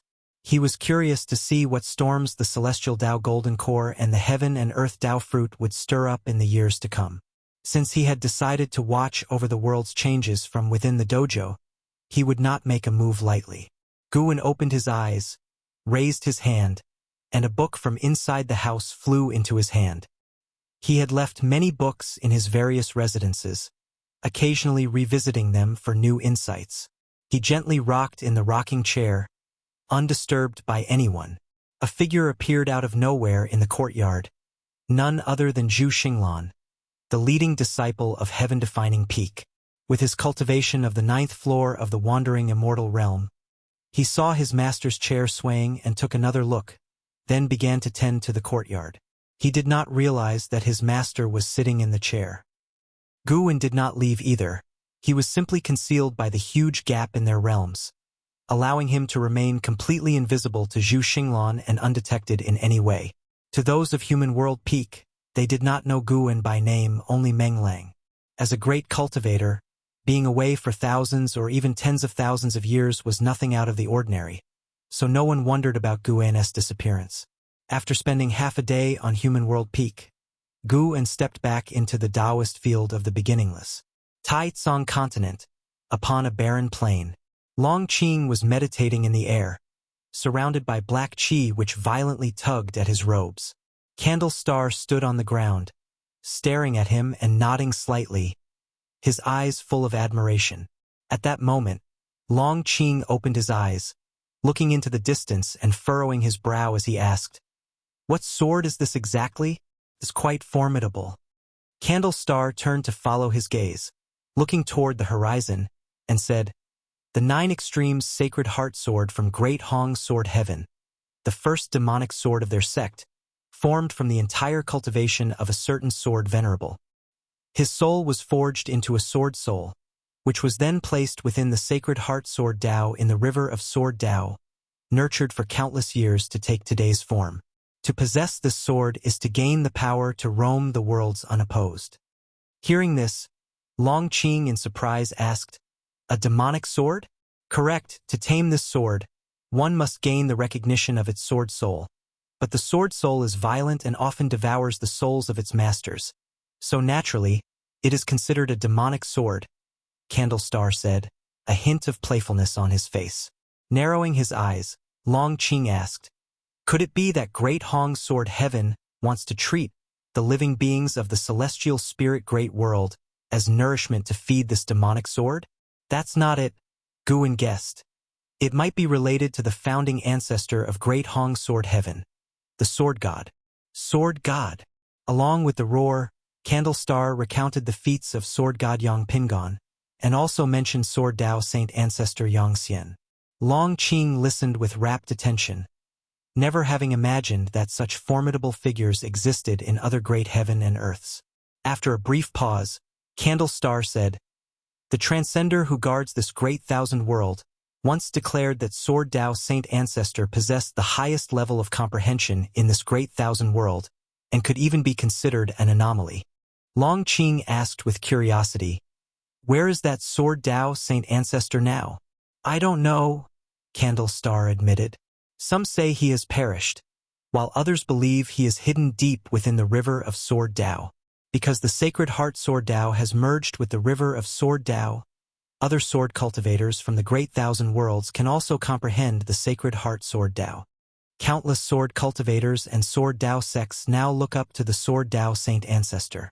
I too have sensed the sacred heart sword Tao, and truly, it's boundlessly vast."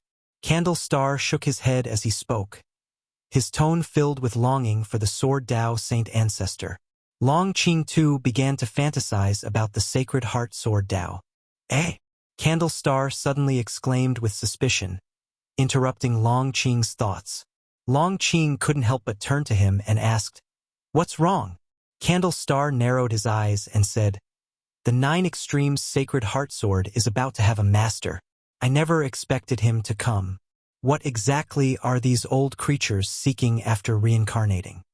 Long Qing was even more confused, but no matter how he inquired afterward, Candlestar refused to reveal more, merely saying that he would know in time. Although he didn't get an answer, Long Qing felt fired up. From what had heard from Candlestar, he learned about a vaster heaven and earth and became aware of more awe-inspiring legends and great powers.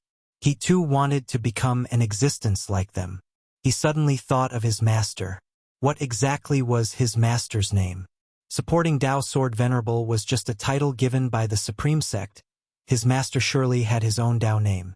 Mountains stretched endlessly, and within the forests on the ridges, Leah followed an elder. The divine, exotic, immortal spirit on his shoulder intently watched the elder, as though fearing that the elder would stop. The elder wore white clothes under a black robe, a bright red belt wrapped around his clothing. His white hair was tied under a jade crown, and even with an aged face, he still had a noble aura. On the elder's back was a sword case with a piece of talisman paper attached, its blood-red characters faintly glowing with a cold light. The elder suddenly stopped walking, startling Leah into halting as well. "You wouldn't think of snatching the sword from me with your Nirvana realm cultivation level, would you?" the elder asked Leah without turning around. Leah took a deep breath and said, "Of course not, but having witnessed your power, I wish to take you as my master to cultivate the most powerful sword Tao." His eyes burned with fervor. The astonishing great battle he had witnessed still echoed in his mind. The image of the elder suppressing the crowd with a single sword strike made a profound impression on him. He had heard from a senior observer that among the great cultivators vying for the divine sword was a powerful being who stood at the ninth heaven of the immortal path. But when he learned such a formidable figure had taken action, he completely abandoned the thought of seizing the sword, adopting more of a spectator's mentality instead. However, the great power of the ninth heaven that he intended to observe ended up defeated, and the defeat was an utter disaster. After the elder left with the divine sword, Leah could still feel the divine sword's guidance, and so he followed. How could the elder not notice his pursuit? When Leah actually managed to keep up, he started to feel hopeful, thinking that perhaps the other party wanted to give him a chance. The elder turned to face Leah and said, "To take me as your master is not impossible. The karma on you is complex, as if someone has altered your fate. Precisely because of that, you should have better comprehension towards the Tao of karma and destiny. I might even pass on this 9 extremes sacred heart sword to you." But, Leah immediately asked, "But what?" Hearing that he could possess the sword, his breathing quickened. Chapter 509. Sword Annihilation Ancestor, Imperial Authority Mythology. However, to inherit my Taoist lineage and bear my karma means you will obtain unparalleled power, but you will have difficulty finding peace for the rest of your life. The old man stared at Leah, speaking slowly and deliberately, his gaze icy cold. Leah was frightened by his eyes. He didn't answer right away but instead carefully reflected on his life. Although he had faced hardships, he always felt that his current status was entirely due to the aid of others. In the first half of his life, his imperial father had shielded and protected him. Later, Guan, under another identity, had protected him and taught him swordsmanship. When would he be able to repay these people? Leah found himself caught in a difficult decision. He feared that he would mess things up and that, in the end, Guan would have to rescue him. He couldn't help but turn his head to look at the divine exotic immortal spirit resting on his shoulder. This time, the divine exotic immortal spirit remained silent, merely looking at him steadily, as if to say, "This time it's up to you to decide." Leah believed that the old man had no intention of deceiving him, for there was no need. The gulf between their cultivation levels was vast, and if the old man truly wished to force him to do something, he would have no power to resist. As Leah hesitated, the old man turned and walked away. Leah fell to his knees and kowtowed in the direction of the old man's retreating figure, shouting loudly, "Master above, please accept your disciple's bow." The old man stopped in his tracks and then slowly turned around. He looked at Leah with an expressionless face and said, "Remember, my Taoist name is Sword Annihilation. Many refer to me as the Sword Annihilation Ancestor." Having said this, the Sword Annihilation Ancestor continued to walk away, and Leah quickly got up and followed his pace. Excitement was unmistakable on Leah's face. He stared at the back of the Sword Annihilation Ancestor, with many questions he wanted to ask, but he restrained himself. There is plenty of time ahead. Having seen the Sword Annihilation Ancestor's actions, he felt that the Sword Annihilation Ancestor was a rare existence that could match up to Guan. Of course, it was only his feeling because he thought the Sword Annihilation Ancestor didn't use his full strength when he claimed the 9 extremes sacred heart sword with such an ease and calmness. Such demeanor reminded him of Guan when he transformed into the supporting Tao sword venerable. Little did he know, Guan was listening in on his thoughts secretly. Comparing me to the Taoist Zhang Zizai immortal? Guan, who was picking medicinal herbs in the Taoist field of the beginningless, laughed. But this Sword Annihilation Ancestor had quite a reputation. He must have an even stronger true form. Guan had encountered his true form before, back when he had broken through to become the profound Yuan-free immortal. At that time, the skull that devoured the free immortal had made a lasting impression on Guan.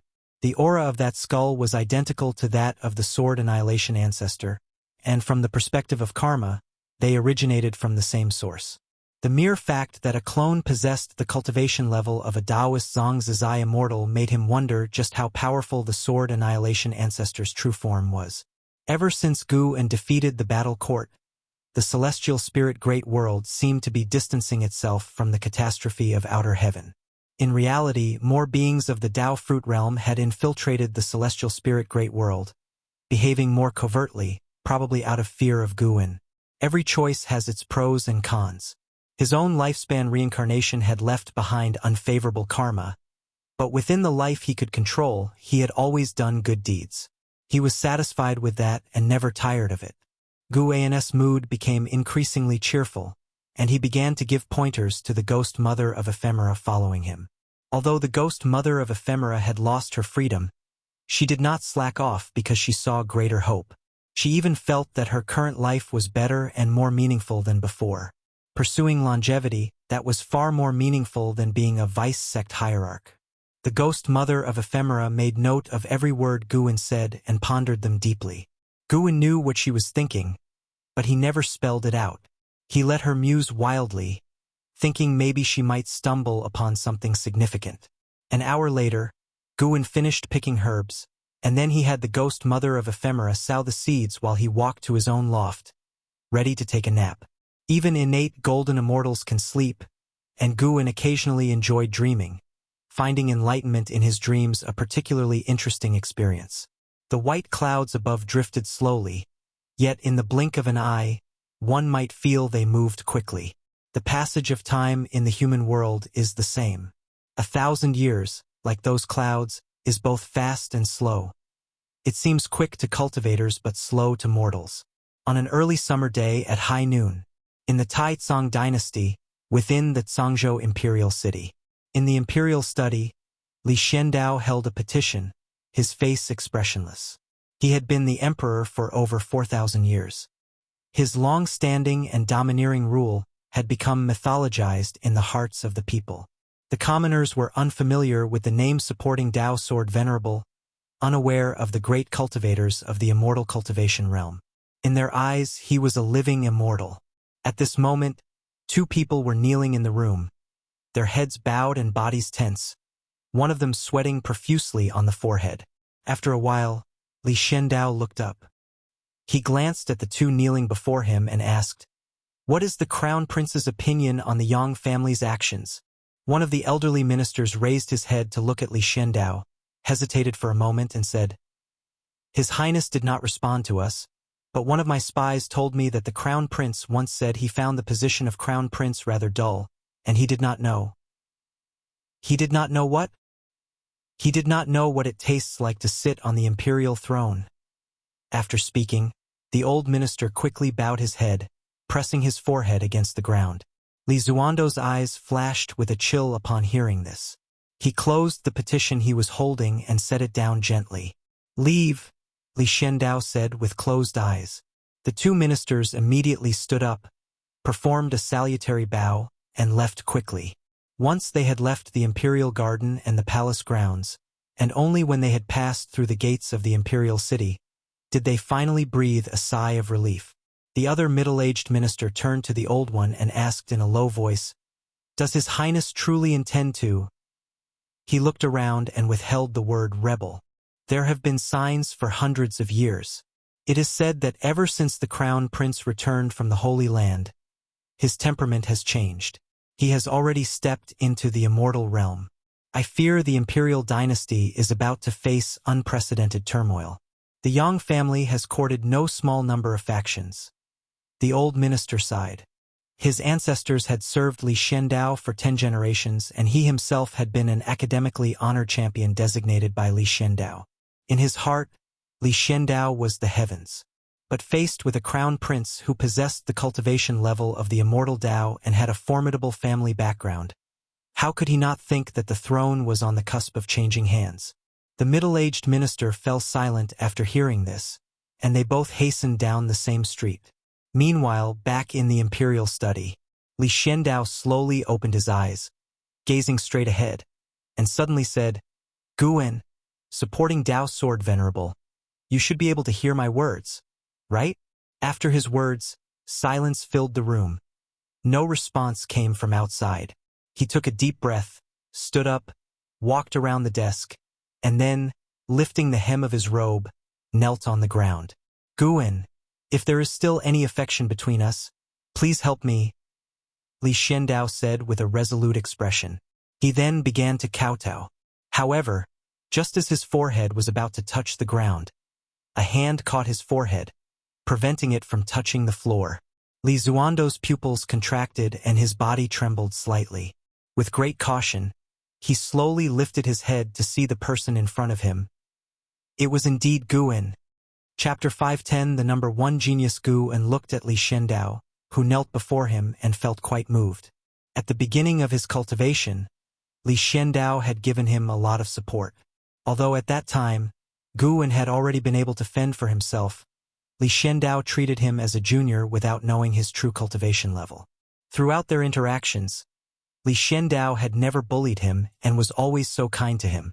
The end of the world valley provided by Li Xiandao was also an important part of Guan's income in the first half of his life. The valley had been planted with high-tier cultivation herbs from the start, which were extremely significant for Gu and before he reached 100 years old. Additionally, Li Xiandao had treated Yi Yan, Yang Jian and Wu Xin quite well, so Guan had always had a good impression of Li Xiandao. He felt that there was a bond of sentiment between him and Li Xiandao. Their conversations were always delightful. It's just that Li Xiandao, as the emperor, was too busy, and they seldom met. The last time they had met was more than 2,000 years ago. Li Xiandao had already achieved nirvana, but he displayed a cultivation level of integration realm.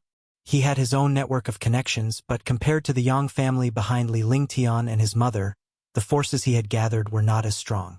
"Rise," Guan said softly, looking at the stunned Li Xiandao, and then he lifted him up. After Li Xiandao stood up, he took a deep breath and said, "You really didn't leave?" Guan smiled and responded, "It seems we truly are people of the same path. You know what I'm thinking." Hearing this, Li Xiandao knew that Guan had seen through his hidden cultivation. He wasn't too surprised, considering how high Guan's cultivation level was. "Let's sit down and talk." Guan gestured with his hand, and Li Xiandao nodded, then turned and walked to the table. Once they were both seated, Li Xiandao looked across at Guan, who seemed like an immortal monarch in the flesh, and felt somewhat dazzled. A mix of emotions flooded him. He was surprised, relieved, and felt undeservingly favored. He hadn't expected that he could actually summon Gu and had abandoned the supreme sect but not him. How could he not be moved? "Tell me, how can I help you?" Guan asked. Even though he could guess the answer, he wanted to hear it from Li Xiandao himself. This process would also help Li Xiandao ease his emotions. Li Xiandao took a deep breath and began to recount his predicament. As Li Lingtian grew older, he became restless with his position as crown prince, and the Yang family behind the empress became increasingly impatient, constantly inciting conflict. A talent had emerged from the Yang family and had been taken into the holy court at the human world peak, a place far more formidable than all sects within the Broken Sea domain. Li Xuando's hidden cultivation level was nothing compared to the human world peak. It wasn't Li Lingtian that Li Xiandao feared but the human world peak. Guan listened patiently. After Li Xiandao finished speaking, he remarked, "That kid Li Lingtian has never been a quiet one since he was young, but that's normal. Being born into the imperial dynasty, how could he not aspire for imperial power?"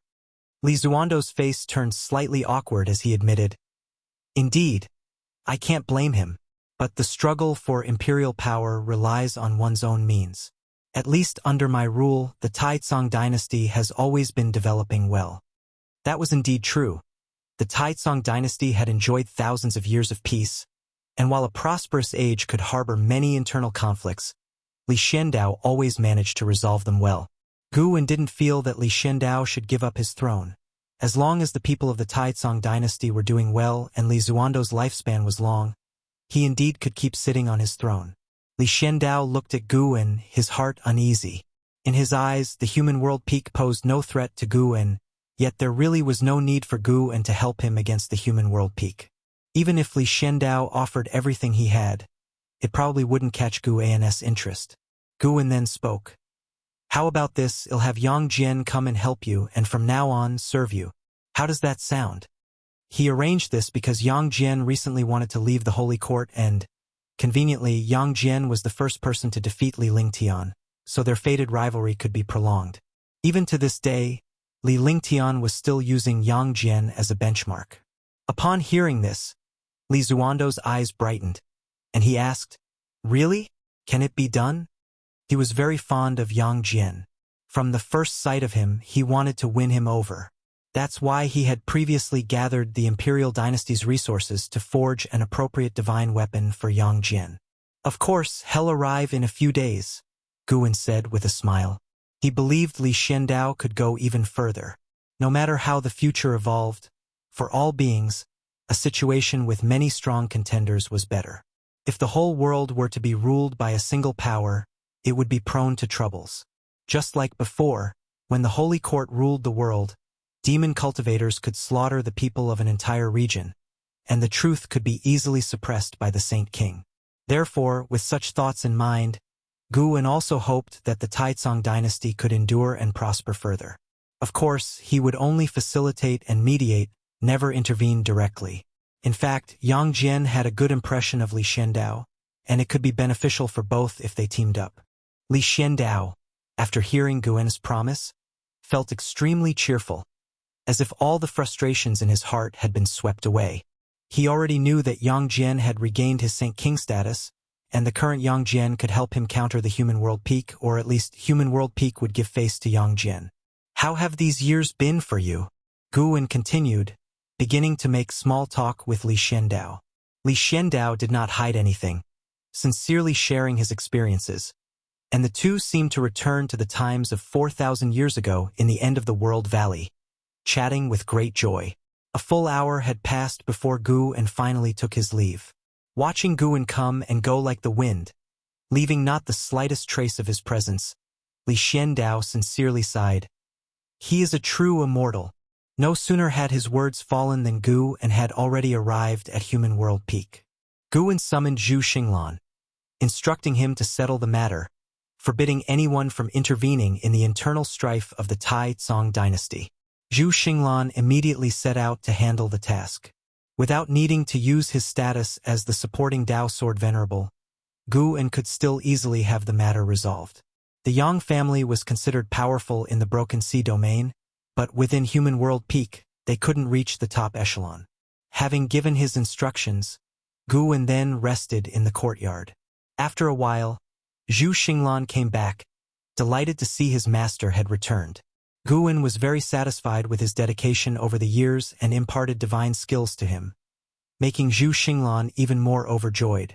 In the Taizong dynasty within a mansion, Li Lingtian sat at the head of the room, his face full of impatience.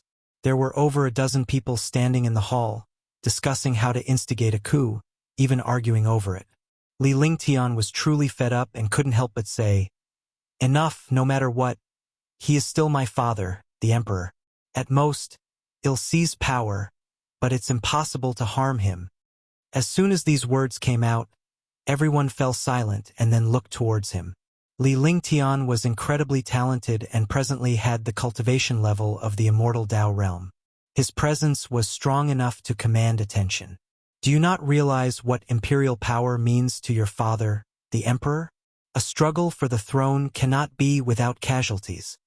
An imposing voice came from outside the hall as a man in white walked in with the sunlight behind him. People turned their heads to look, all showing expressions of joyful surprise. An elder, thrilled, said, "Yang En, you've finally returned." Yang En, the top talent of the Yang family and a disciple of Human World Peak. He was handsome and elegant, with an extraordinary demeanor. His mere entrance was enough to dissipate Li Lingtian's aura. Li Lingtian frowned slightly as he looked at Yang En. He resented and was wary of Yang En. Everyone made way as Yang En approached Li Lingtian, slightly raising his chin, looking down upon him and said, "The Yang family wants to make you emperor. This is your honor. You shouldn't be indecisive." Li Xiandao, when he took the throne, had stained his hands with the blood of many of his brothers and sisters. Chapter 511. You are not worthy of the name, and Yang An's words won the approval of the other people in the hall. They spoke in turn, continuing to persuade Li Lingtian, hoping he could let go of a woman's kindness. He must be ruthless in his actions, or else it would be easy to run into trouble. The more they agreed, the more irked Li Lingtian became. A bunch of Yang surnamed people forcing him, of the Li surname, to kill someone with the same surname? He wanted to curse loudly, but he was no longer the impulsive youth he once was. He had to maintain his relationship with the Yang family. The Yang family had provided him with too many cultivation resources, too many for him to cut ties with. The reason he wanted to become emperor was precisely because he could not gather the force of the Taizong dynasty for his own gains. No matter how high his talent might be, he still needed heavenly materials and earthly treasures and opportunities to push his cultivation faster. There were as many geniuses in this world as there were innumerable stars. he was not the brightest among them. Li Lingshan's complexion grew increasingly unsightly, and Yang En did not stop the others from admonishing him. Instead, he watched Li Lingtian with great interest. His reason for coming was not merely to support Li Lingtian. In the eyes of the Yang family, their seizing the throne was already a done deal. What they needed to do was suppress Li Lingtian and make the imperial authority a plaything in the hands of the Yang family. When did the Yang family become the masters of the Taizong dynasty? How is it that I, who am also surnamed Yang, do not know this? A resounding voice echoed through heaven and earth, reaching the ears of everyone in the hall. Before they could react, a figure, glittering with silver light, appeared out of nowhere beside Yang and glanced over, and his pupils suddenly dilated. The blade's edge was at his throat, making his body feel like it was in a cold cellar, chilled to the bone. Standing beside Yang En was a man clad in silver armor, his left hand gripping a three-pointed double-bladed saber, its blade horizontal in front of him, pressed against Yang En's throat. His posture was so casual that it brought an indescribable shock to everyone present. Li Lingtian stared at Yang Jian, his eyes widening and his mouth opening involuntarily. "It's you?" Li Lingtian could never forget Yang Jian. The two had spent many years together, and he had often sparred with Yang Jian, never winning once. How many years had it been? He had fantasized about the scene of meeting with Yang Jian again, but he had never imagined it would be under these circumstances. After a brief silence, a female cultivator of the Yang family couldn't help but ask, "Who are you?" The others hastily took out their magic artifacts. Even though they were frightened by the Yang family, they had no intention to run because this was the Yang family's ground, and their descendants were outside. They could not flee. Yang En looked at Yang Jian, sweating profusely. He was locked in by Yang Jian's intent to kill, his mana frozen, unable to mobilize it. He couldn't see through Yang Jian's cultivation level at all. But one thing was certain. He was no match for this person. Yang Jian glanced at Yang En and said, "Given your connections with Li Lingtan, put away your delusions." His gaze then shifted to Li Lingtan, his eyes indifferent. "Kid, nobody can touch your father's imperial seat, including you. Don't forget the ambitions you told me about. How did you end up so vulgar?" On hearing this, Li Lingshan's face turned red, but he had no rebuttal. Because he once told Yang Jian that he wanted to become the #1 cultivator in the world. He wanted to pursue longevity and immortality, not to be some prince or crown prince. However, as his realm grew higher, he felt increasing resistance, and he couldn't help but ponder worldly possessions. "Who are you really? The person you are holding is from the human world peak. You had better weigh your options," another middle-aged cultivator said through gritted teeth. Yang Jian glanced at him, his eyes so cold that it terrified the man, who instinctively stepped back. The human world peak is formidable, and their peak master, the Taoist monarch of eternal years, is indeed a great power. I have discussed the Tao with him. "Oh, that's right. I am Yang Jian, the Candle World Saint King from the Holy Court. Have any of you heard of me?" Yang Jian's words made everyone's complexion change dramatically. The Saint King of the Holy Court. The cultivators of the Yang family were so frightened that they knelt down, foreheads to the ground, begging for Yang Jian's forgiveness. Li Lingtian sat stunned in his chair, although he was puzzled as to why Yang Jian had become a Saint King. He was very clear about one thing. In front of the Holy Court, the human world peak was nothing. Yang Jian's gaze moved back to Yang En, making Yang En's Tao heart tremble. "You are not worthy of the name En. From today on, change your name," Yang Jian said with an unquestionable tone. Yang En's throat bobbed as he involuntarily uttered a word. "Okay?" Seeing Yang Jian easily suppress the Yang family, Li Lingshan's mouth opened slightly, a sense of overwhelming defeat welling up inside him. The gap between him and Yang Jian was getting bigger and bigger. The seasons of the human world cycled, and early autumn had arrived once again. In the woods outside the Taoist field of the beginningless, Guan lay on a tree branch, dappled sunlight speckling his face as he examined his attribute panel. Name: Guan, lifespan, 4,458/50 billion, 802,675,392. Physique.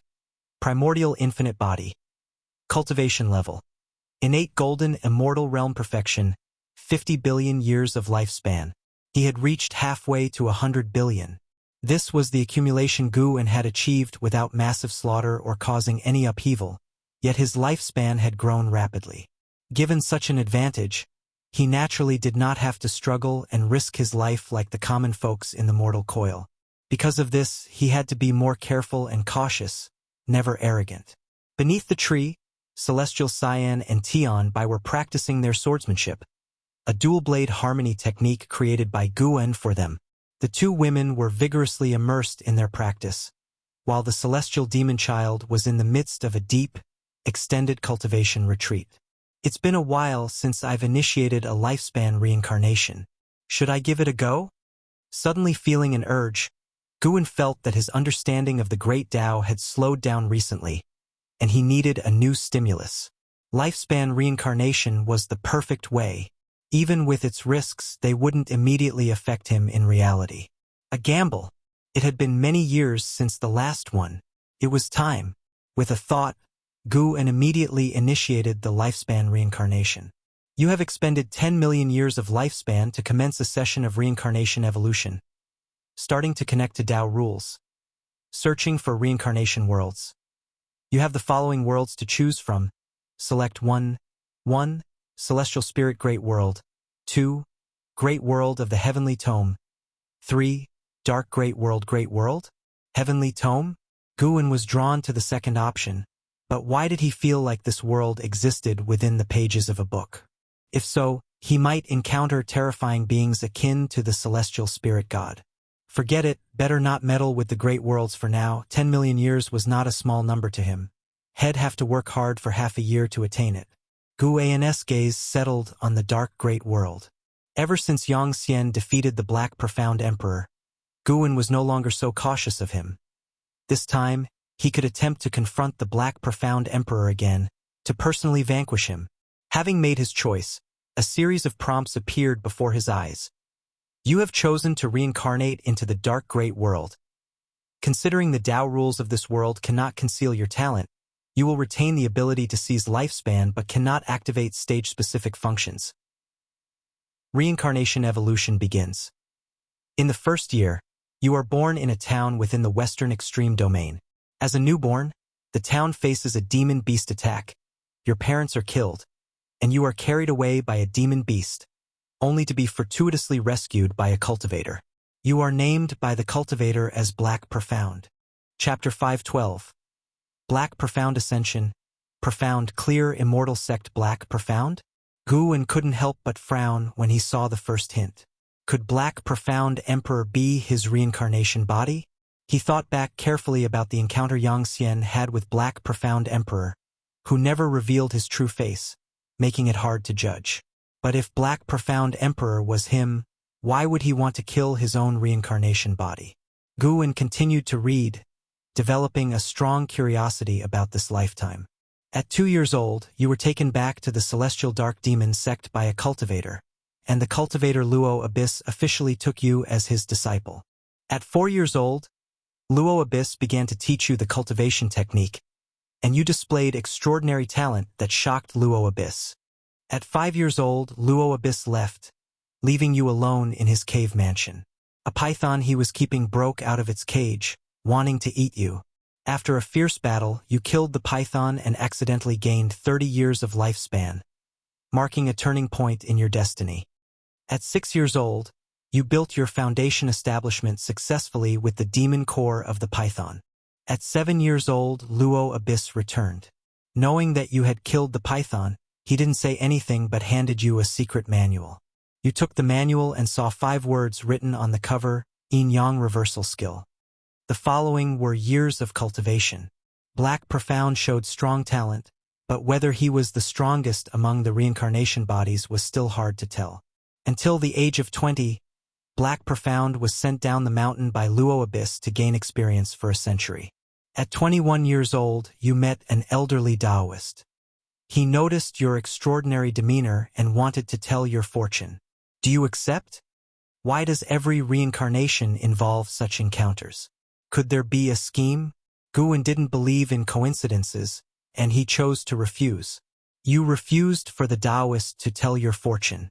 The Taoist shook his head with regret, saying that you would meet again one day. You watched his retreating back and remained silent for a long time. At 22 years old, you encountered a demon race attacking the city.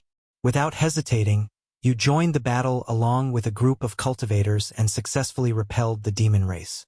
Because of your heavy killing aura, the city's civilians kept their distance from you, and even other cultivators were wary of you. Unable to integrate, you silently left. At 23 years old, you encountered a demon cultivator committing evil acts. You eliminated the demon cultivator. The grateful mortal family from the city invited you to stay at their mansion for a few days. You agreed, and during the journey thereafter, you protected the family while defeating demons along the way. This caused the family to fear you even more. On the night before reaching the destination, you overheard them discussing how to send you away, and you left alone before dawn. At 24 years old, you came to Hanji City and heard that the city was hosting a magic battle conference. Only young talents under the age of 100 could enroll, and you decided to sign up. In the end, you defeated all the competitors, claiming first place powerfully and becoming famous citywide. At the celebration banquet, the city lord wanted to betroth his daughter to you. Do you accept? No. Although Black Profound might be the Black Profound Emperor, now it's Gu An's reincarnation body, and he can't allow his reincarnation body to have any weaknesses. Finding a Tao companion is all right, but not now. You refused the city lord's goodwill, and he shook his head, chuckled, and did not persist. The very next day, you took the heavenly materials and earthly treasures you had won at the Magic Battle Conference and left. When you were about 100 miles from Hanji City, you encountered a group of mysterious cultivators who ambushed you. After a fierce battle, only one of them was left alive. Through coercion, you learned that it was the city lord's arrangement, which infuriated you. At the age of 25, you entered the demon race's forest and began slaughtering demons extensively. At the age of 26, you returned to Hanji City and made your way to the city lord's mansion where you chose to force your way in. A great battle erupted, and in the end you left the city lord's mansion full of corpses. The exhausted city lord knelt on the ground, begging for your forgiveness. His daughter also ran over, standing in front of you, hoping you would spare her father. Will you choose to forgive the city lord? Forgive what?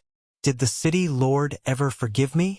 Guan, identifying with the role of Black Profound, also felt angered and immediately chose no.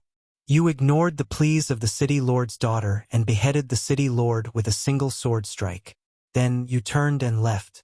Under the gloomy sky, the city lord's daughter knelt on the ground, cursing you hoarsely and vowing to seek revenge in the future. You were indifferent and walked away proudly. Guan, seeing this, felt that Black Profound might have developed feelings for the girl. Through this journey, how intense Black Profound's killing intent had been, almost catching up to Longzhan. Could he actually have spared the city lord's daughter? The image of Black Profound in Guan's mind became even more nuanced, and as for the consequences of sparing the city lord's daughter, Guan was not worried. With the life-controlling Black Profound Emperor evolving rapidly, his early live's enemies would hardly impact his future. In the subsequent prompts, Black Profound clearly relied heavily on life evolution, killing relentlessly each year, even routinely slaughtering the alien race, making Guan feel his growth rate would exceed his past lives. After a century, Black Profound returned to the Celestial Dark Demon sect. At the age of 121, you returned to Luo Abyss Cave Mansion and unexpectedly learned of Luo Abyss' death, the cause being demonic possession that led him to harm his fellow sect members, and he was slain by a great cultivator from within the sect in time. You found the incident highly suspicious. While staying at the Celestial Dark Demon sect to cultivate, you began investigating the truth behind your master's death. At the age of 122, you stumbled upon another disciple of Luo Abyss within the sect. After a discussion, you opened your heart, believing that your master could not have been possessed demonically. After hesitating, The other disciple suggested that the cause of the master's death might have been offending the vice sect hierarch, giving you a direction for your investigation. At the age of 123, while you were cultivating in the cave mansion, you felt strong auras approaching. Before you could think further, the restriction of the cave mansion was broken, and a group of law enforcement disciples forcibly entered, accusing you of demonic possession and harming your fellow sect members. They attempted to execute you on the spot. After a fierce battle, you escaped but were met with more opponents. You kept killing as you fled, leaving the celestial dark demon sect and heading north. At the age of 124, you arrived in the land of the North Nether. Standing on a cliff, you were awestruck by the sight of Kuan leaping from the boundless ocean, which led you into a state of profound mystery and enlightenment. At the age of 125, deep in the glacier, you discovered a mysterious cave mansion. After days of research, you successfully deciphered the clues of the restrictions left on the cave mansion. You stepped inside and, after facing 9 mechanisms, saw a stele inscribed with the words cause and effect. Feeling the dense spiritual energy within the cave mansion, you decided to go into seclusion there, planning to seek revenge on the celestial dark demon sect later. At the age of 135, you entered the Mahayana realm, prepared to return to the celestial dark demon sect. Just as you were about to leave, the cause and effect stele vibrated, and a powerful force absorbed you into it. You found yourself in a dimly lit cave. Turning around, you saw that the stele behind you was different from the previous cause and effect stele. It had no inscriptions and was covered in cracks and dust. No matter how you applied your powers, the stele remained inert. You chose to walk out of the cave. Outside the cave wasn't the glacier anymore, but a world resembling the immortal realm, filled with abundant spiritual energy that astounded you. Just as you were immersed in the magnificent scenes of nature, a white-robed woman resembling a fairy descended from the sky and landed beside you. You couldn't discern her cultivation level, so you were very vigilant. The white-robed woman asked if you had ascended from the lower realm, which puzzled you further.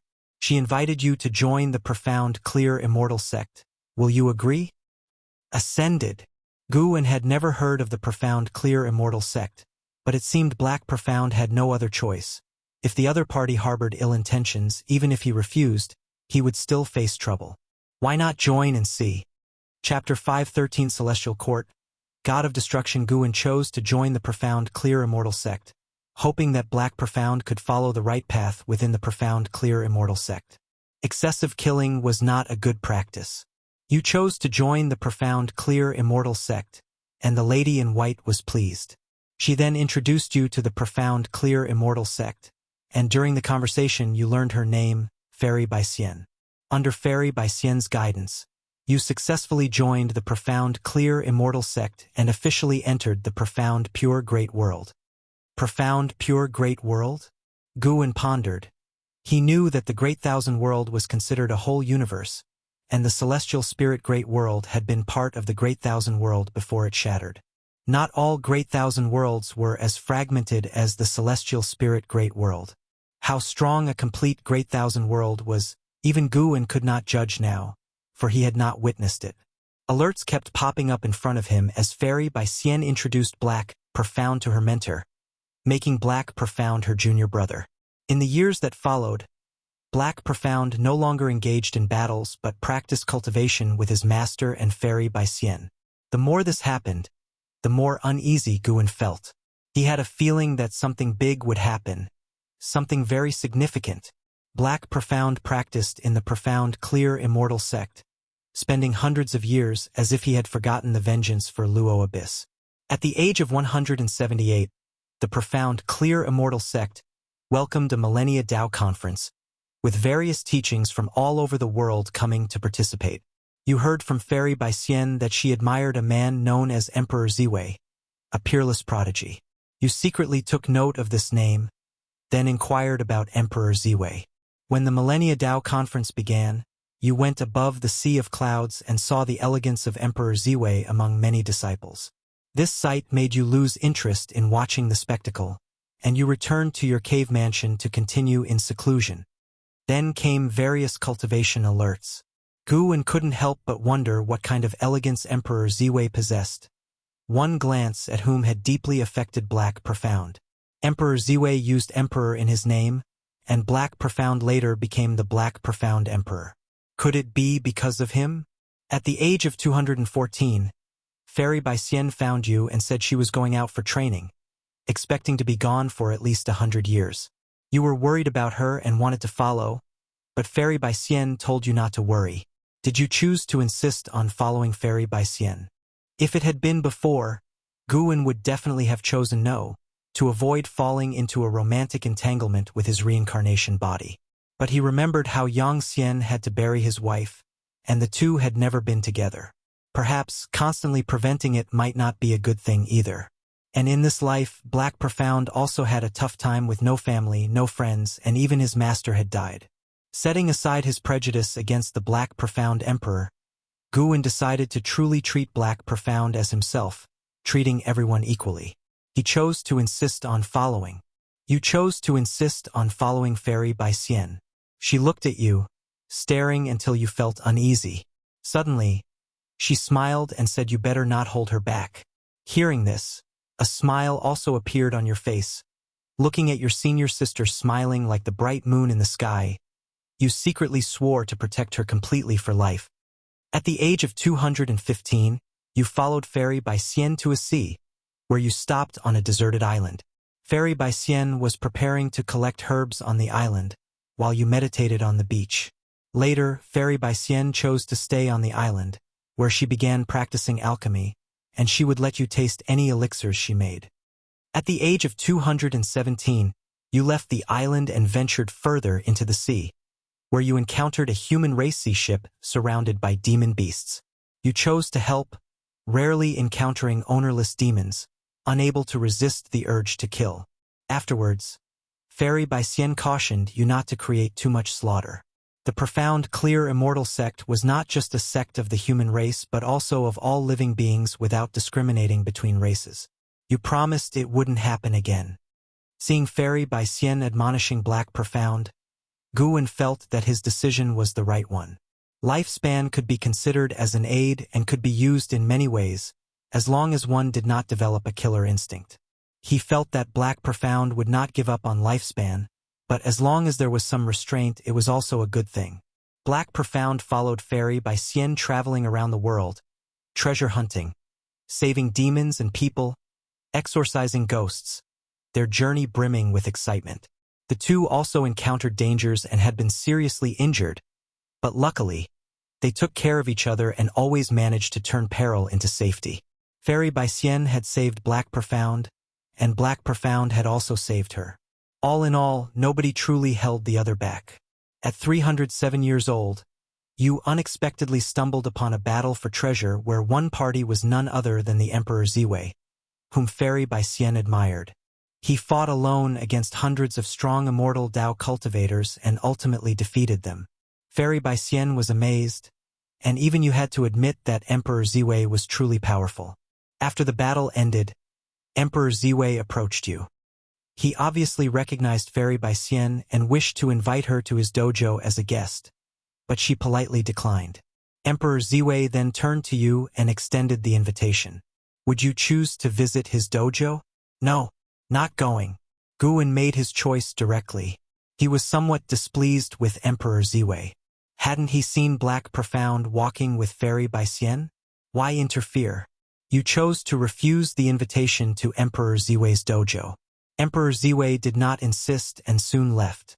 You turned to Fairy Baisien, asking her why she did not go. Fairy Baisien looked at him and counter-questioned why they should go. You exchanged smiles, understanding each other without words. At 308 years old, you came to the most magnificent mountain in the land, rumored to house an immortal.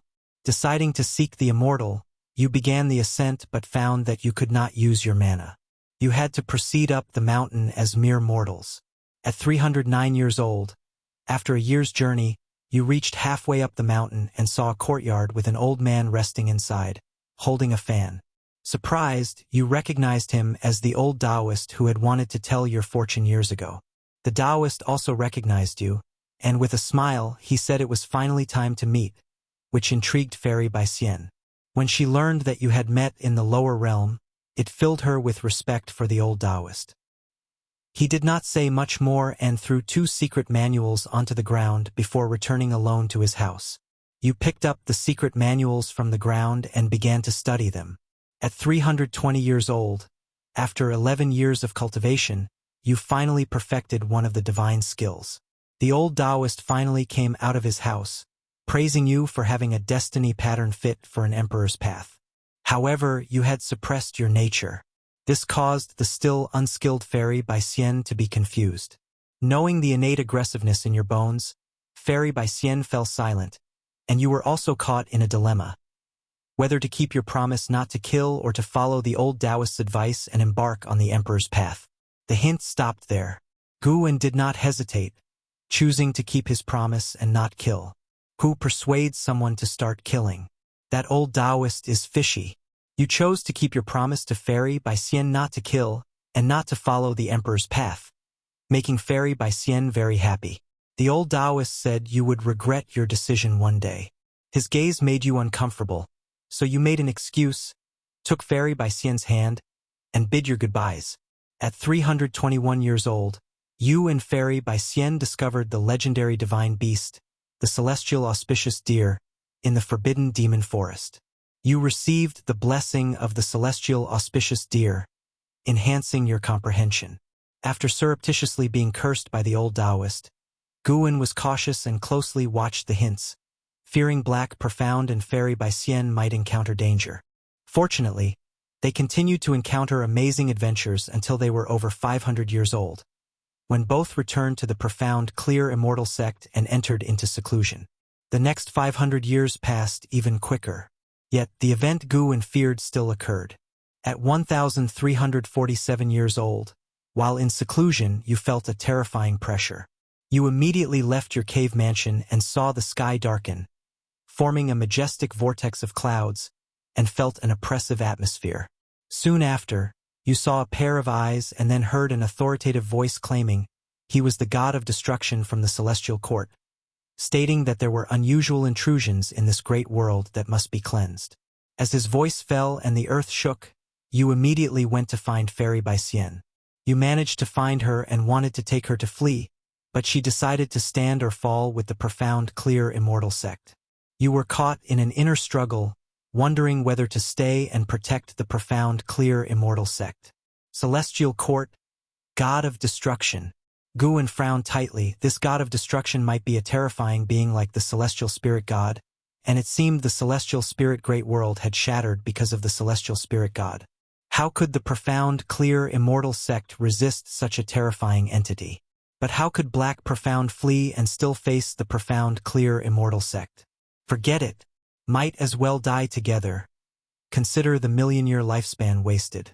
To embrace death with a loved one, even if life is short, insights can still be obtained.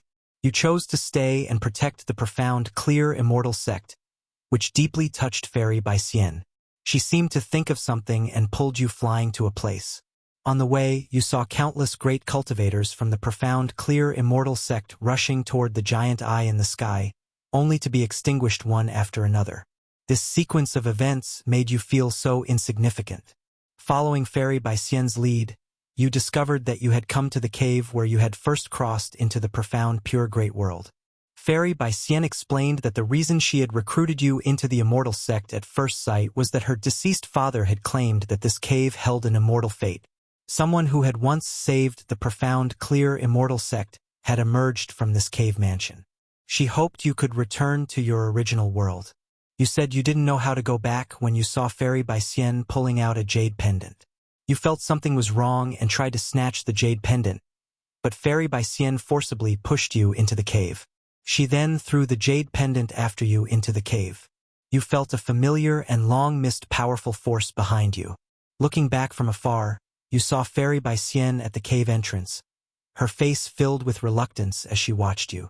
Chapter 514. Taoist Emperor, the Unprincipled Immortal. You have returned to the dark great world. Seeing this prompt, Guwen's feelings became complex. He had originally thought that Black Profound would die because of Fairy Bai Xian, But he had not expected that in the end, it was Fairy Baisien who saved Black Profound. Fairy Baisien did not abandon everything for love, nor did she let Black Profound bear her responsibilities. Even Guen was moved by Fairy Baisien and felt that she was worthy of the identity of an immortal sect disciple. Since there was no choice to be made, the prompt continued. Having returned to the dark great world, Black Profound chose the path of extremity, beginning to slaughter demons and slay monsters wildly. In less than a century, he had fought his way back to the celestial dark demon sect. He headed straight for the Vice sect hierarch, seeking to avenge his master. Everyone who tried to stop him was executed. In the end, he brought about the collapse of the celestial dark demon sect. No one dared to block his path, with the sect hierarch himself begging for mercy on behalf of the Vice sect hierarch, revealing that the Vice sect hierarch was his own younger brother. To this, Guen chose not to show mercy, for Black Profound needed to avenge the Luo Abyss for his master. Besides, without the pursuit of the celestial dark demon sect, how could Black Profound have been forced into the profound pure great world? Good and evil will eventually be repaid. The celestial dark demon sect had this tribulation coming. As for Black Profound, he too would face his karma. If there was cause and effect, even death would only mean his skills were inferior. Black Profound grew rapidly, but he never encountered the other two reincarnations of Guen in the dark great world, Chu Lu and Xiao Shengtian, which made him doubt whether Black Profound was indeed the Black Profound Emperor. Guen sat up from the tree trunk. He was currently in the dojo. Even if inheriting memories of reincarnation drained spiritual energy, it was like the lifespan barrier, drawing spiritual energy from all directions of great heaven and earth and would not reveal the location of the dojo. In this world today, every day, there were great cultivators breaking through. The commotion was already significant, so the disturbance caused by inheriting memories would not cause panic among all beings. Down below, Celestial Cyan and Tian Bai were still practicing swordsmanship and did not notice Guen sitting up.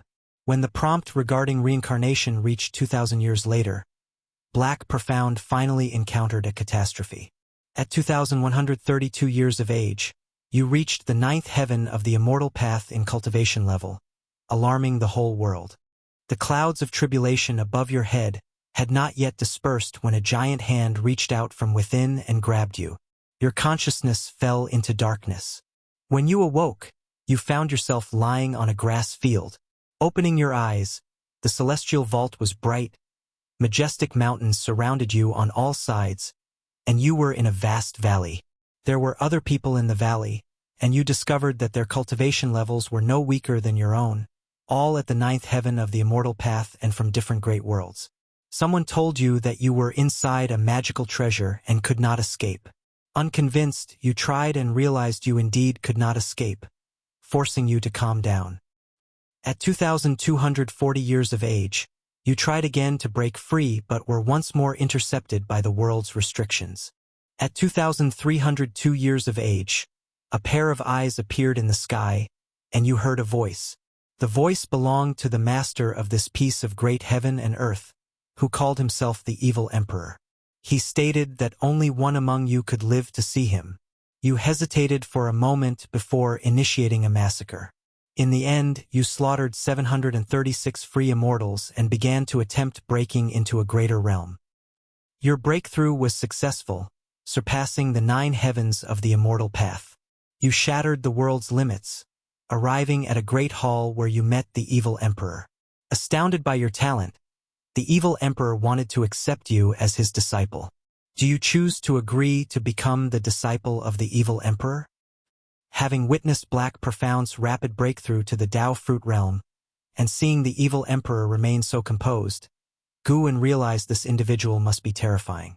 After much hesitation, Guen decided to wait. Having killed so many free immortals, Black Profound's lifespan must be immense. It was just that he hadn't had the time to keep improving. You choose to agree to become the disciple of the Evil Emperor. The Evil Emperor is gratified and presents you with a golden core to refine. You find that you can only cultivate on the hall, and it's clear that the Evil Emperor has no intention of letting you leave. You are hesitant. Do you choose to agree to refine the golden core? Guen frowned, weighing his options carefully. If the evil emperor had calculations and the power, why would there be a need for roundabout schemes? If the heart of the evil emperor was good, even if Guwen refused, there shouldn't be any trouble. No, Guwen made his choice. You refuse to refine the golden core. The evil emperor snorts coldly, saying it's not up to you. You engage in a fierce battle, ultimately falling to the evil emperor, who forcibly stuffs the golden core into your body and compels you to refine it, plunging you into a state of chaos. You begin to integrate the heaven-encompassing golden pill. Good gravy, the golden pill of the heaven-encompassing free immortal. What was the cultivation level of this evil emperor? You've comprehended the path of cause and effect. You've comprehended the path of destiny. You've comprehended the path of yin and yang. An evil soul tried to possess you, but you eradicated it by forcibly evolving your lifespan. Your cultivation level has greatly increased. You opened your eyes, and the evil emperor was kneeling before you, calling you master and offering you the emperor's weapon, the karma rebirth moon. You pretended to accept, leading the evil emperor away, and began your secluded cultivation. You successfully crossed the tribulation and reached the realm of profound Yuan free immortal. The evil emperor returned to congratulate you. Suddenly, you attacked him. After a fierce battle, you slew the evil emperor and found the emperor's destiny within the palace. You merged it with your own, changing your destiny pattern and becoming a Taoist emperor, unconstrained by karma or fate. You named yourself Black Profound Emperor, and as if decreed by some cosmic fate, you felt recognized. At the age of 2303, you stepped out of the evil domain and into the cosmos. You discovered the vastness of the universe. The dark great world was just a fraction of it, and you began to traverse the cosmos. Black Profound Emperor. It was indeed him. Seeing this prompt, Guwen felt conflicted. He didn't understand why the Black Profound Emperor would want to kill his reincarnation body. The prompts kept coming. More and more slaughter, but the Black Profound Emperor didn't kill without purpose. He was also searching for a way to break free from the universe, seeking to return to the profound pure great world. When the Black Profound Emperor arrived at the world gate, he didn't encounter the celestial spirit god, leading Guwen to speculate that the dark great world might not belong to the celestial spirit great world. Eventually, the Black Profound Emperor successfully crossed the universe and arrived at the path of the Great Tao. Along this path were entrances to different great worlds. The Black Profound Emperor could not discern which great world was the profound pure great world. He could only explore them one by one. The first two great worlds were fine. He could come and go as he pleased, but when he approached the third great world, he encountered karma retribution just as he was about to enter. Even the path of destiny seemed to reject him, something he had never felt before, forcing him to retreat. This set Guwen's mind racing. To encounter karma retribution, there must surely be some cause and effect involved. Could it be related to the other reincarnation bodies? In the end, the Black Profound Emperor returned to the profound pure great world, now a wasteland. He wandered between heaven and earth, seeing no living spirits, and when he came to the once thriving profound clear immortal sect, he could not find Fairy by Xian anywhere. The Black Profound Emperor lingered at the ruins of the profound clear immortal sect for a long time. He erected a monument for Fairy by Xian, and just as he was about to leave, an overwhelming oppressive force descended upon him, a presence he could never forget. The Celestial Court, the God of Destruction. Reading this, Guwen felt that things had gone awry. He didn't think the Black Profound Emperor was a match for the God of Destruction, especially since the Black Profound Emperor was currently only a profound Yuan-free immortal. At the age of 2702, you faced the God of Destruction, prepared to avenge Fairy by Xian. Yet, to your astonishment, you saw a figure appear behind the God of Destruction. It was Fairy by Xian. Her aura was completely different from the one in your memories, cold and detached, making you realize she was a reincarnation of a Celestial Court immortal god. The Celestial Court discovered the anomaly of this great world because of her. Now that she has regained her memories from her past life, her gaze towards you was cold and indifferent. Just when you felt utterly hopeless, the old Taoist who had taught you divine skills appeared and repelled the God of Destruction with a single palm strike, then fled with you from the profound, pure, great world. During the escape, you learned that the anomaly the god of destruction spoke of wasn't you, an ascender, but the old Taoist himself, revealing that his Taoist name was the free immortal who exists without the celestial court's acceptance, barely surviving within the 3,000 great worlds. At the age of 2,703, you were taken by the free immortal to the land of reincarnation. He urged you again to walk the path of slaughter. Thinking of Fairy by Xian's cold visage, this time you chose to forsake your vow. The free immortal passed on divine skills to you, allowing you to create karma avatars to slay your other reincarnation bodies and break free from the chains of reincarnation. Good heavens! So that's what was happening. This free immortal was really stirring things up. The most crucial point was that Guwen had no choice in the matter. It meant that the Black Profound Emperor had not hesitated at all, greatly spurred by the shock from Fairy by Xian. Guwen felt it was absurd, but the prompts about reincarnation continued, indicating that escaping from the lifespan reincarnation was not so easy. If a reincarnation body could kill the original, then a lifespan of 10 million years could be too much of a loss.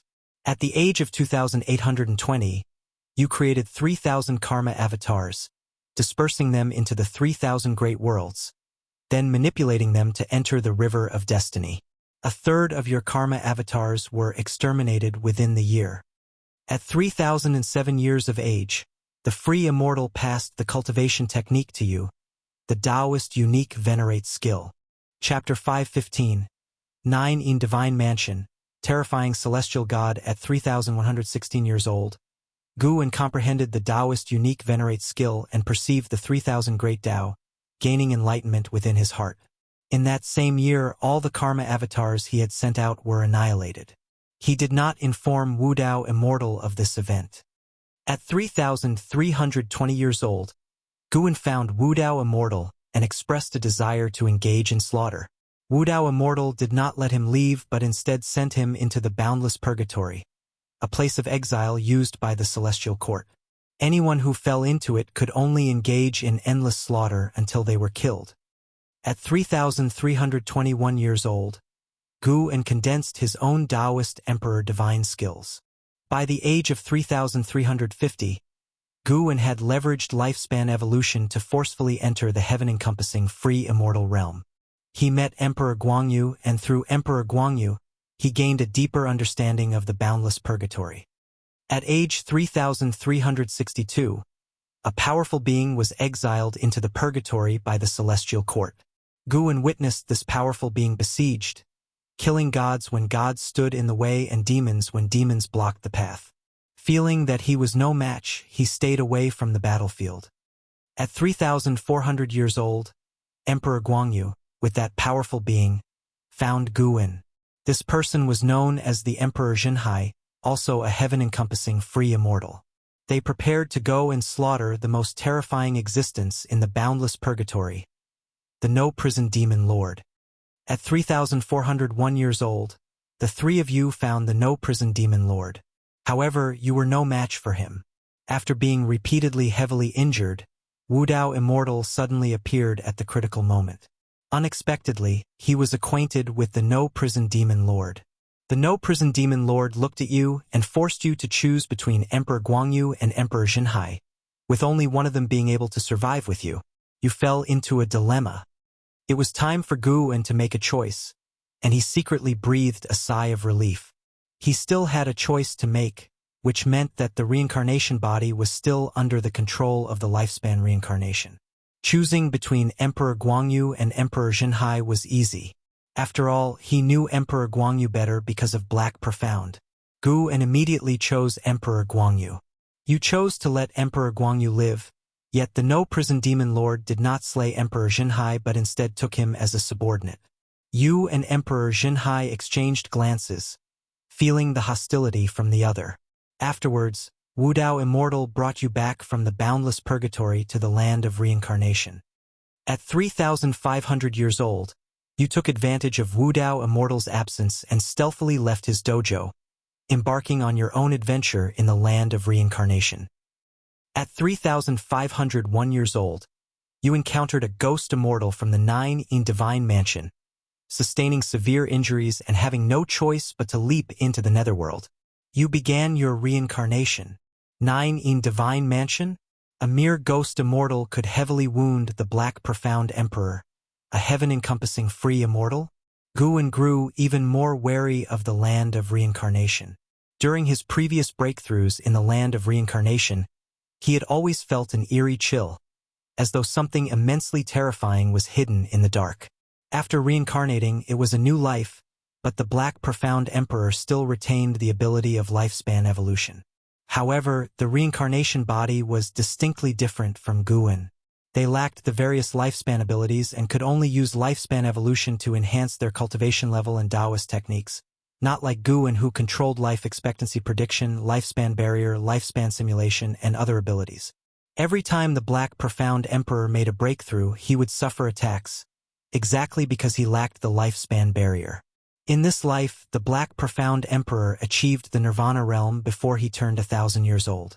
Then, he began to regain his memories and, after sweeping away his enemies in a single lifetime, he stepped out of the path of reincarnation at the age of 2000 and returned to the land of reincarnation, restoring his cultivation as a heaven-encompassing free immortal.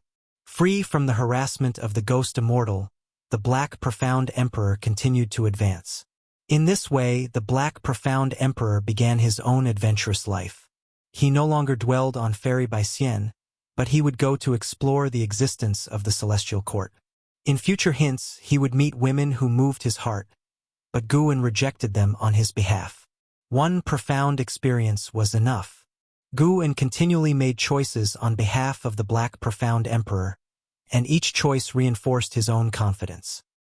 He had indeed been bluffed by Wudao Immortal before, as if the reincarnation body would devour its master. Before he knew it, the Black Profound Emperor reached 1 million years of age. He had been holding off breaking through to the innate golden immortal realm, and Guan felt he must be wary of something. Finally, the Black Profound Emperor began his breakthrough. At 1,008 years old, you started your breakthrough and succeeded in surpassing the free immortal status to achieve the golden immortal Tao fruit. You encountered an attack from Wudao Immortal, who wanted to take possession of your physical body. You employed your divine skills and leaped to another great world, with Wudao Immortal in hot pursuit. You have come to the Celestial Spirit Great World. You realize this great world has already shattered, and so you rush toward the world gate, wanting to flee to a stronger great world. As the godless immortal continuously attacks you, you encounter an attack by the Celestial Spirit God. You are severed in two by a single axe blow from the Celestial Spirit God. You immediately resist, but the Celestial Spirit God swings the axe again and slays you, destroying both body and spirit. You die at the hands of the Celestial Spirit God. Reincarnation ends. Damn it, the Celestial Spirit God again. Even the Black Profound Emperor died by his hand? Celestial Spirit God, if you could also slay the godless immortal, then I would truly admire you. That's what Guan thought to himself as he got up, disappeared from his spot, and arrived at the highest peak in the Taoist field of the beginningless. He sat cross-legged on a cliff and began to inherit the memories of reincarnation. The reincarnation prompts were just a summary. Only by truly inheriting the memories of reincarnation could one feel them vividly. A continuous stream of reincarnation memories flooded into Guan's mind. Upon awakening in the body of reincarnation in the dark great world, the whole world was enshrouded in darkness. The world was dark, and human hearts even darker. Although Luo Abyss had saved Black Profound, he hadn't treated him all that well. But because he was Black Profound's only kin, Black Profound could never forget him. No matter how many years passed, Black Profound would always think of that dark cave mansion. Having become Black Profound, Guan could understand these feelings. The more one lacks something, the more they yearn. He did not miss Luo Abyss, he yearned for kinship, that was all. In the dark great world, not a single day was happy for Black Profound. Guan felt that he had it even worse than Chu Lu and Xiao Xingtian. It was only when Guan stepped into the profound pure great world that his entire world seemed to brighten and become radiant thanks to Fairy by Xian's smile. At that moment he was Black Profound, and he too wanted to protect Fairy by Xian for a lifetime. The life that followed, adventuring through the great world with Fairy by Xian, was even more carefree and joyous, and also gave Gu a deeper understanding of the power of the great world. In the profound pure great world, the 9 heavens of the immortal path were not a secret to sentient beings, and there were even transcendent beings who surpassed the 9 heavens of the immortal path, active in the world, each an overlord and a great power of the world. When the god of destruction appeared, the beauty finally shattered. Gu stood in front of his cave mansion, looking up at the visage of the god of destruction, truly a sight of awe-inspiring power. Even the skies of the great thousand world could not contain the god of destruction.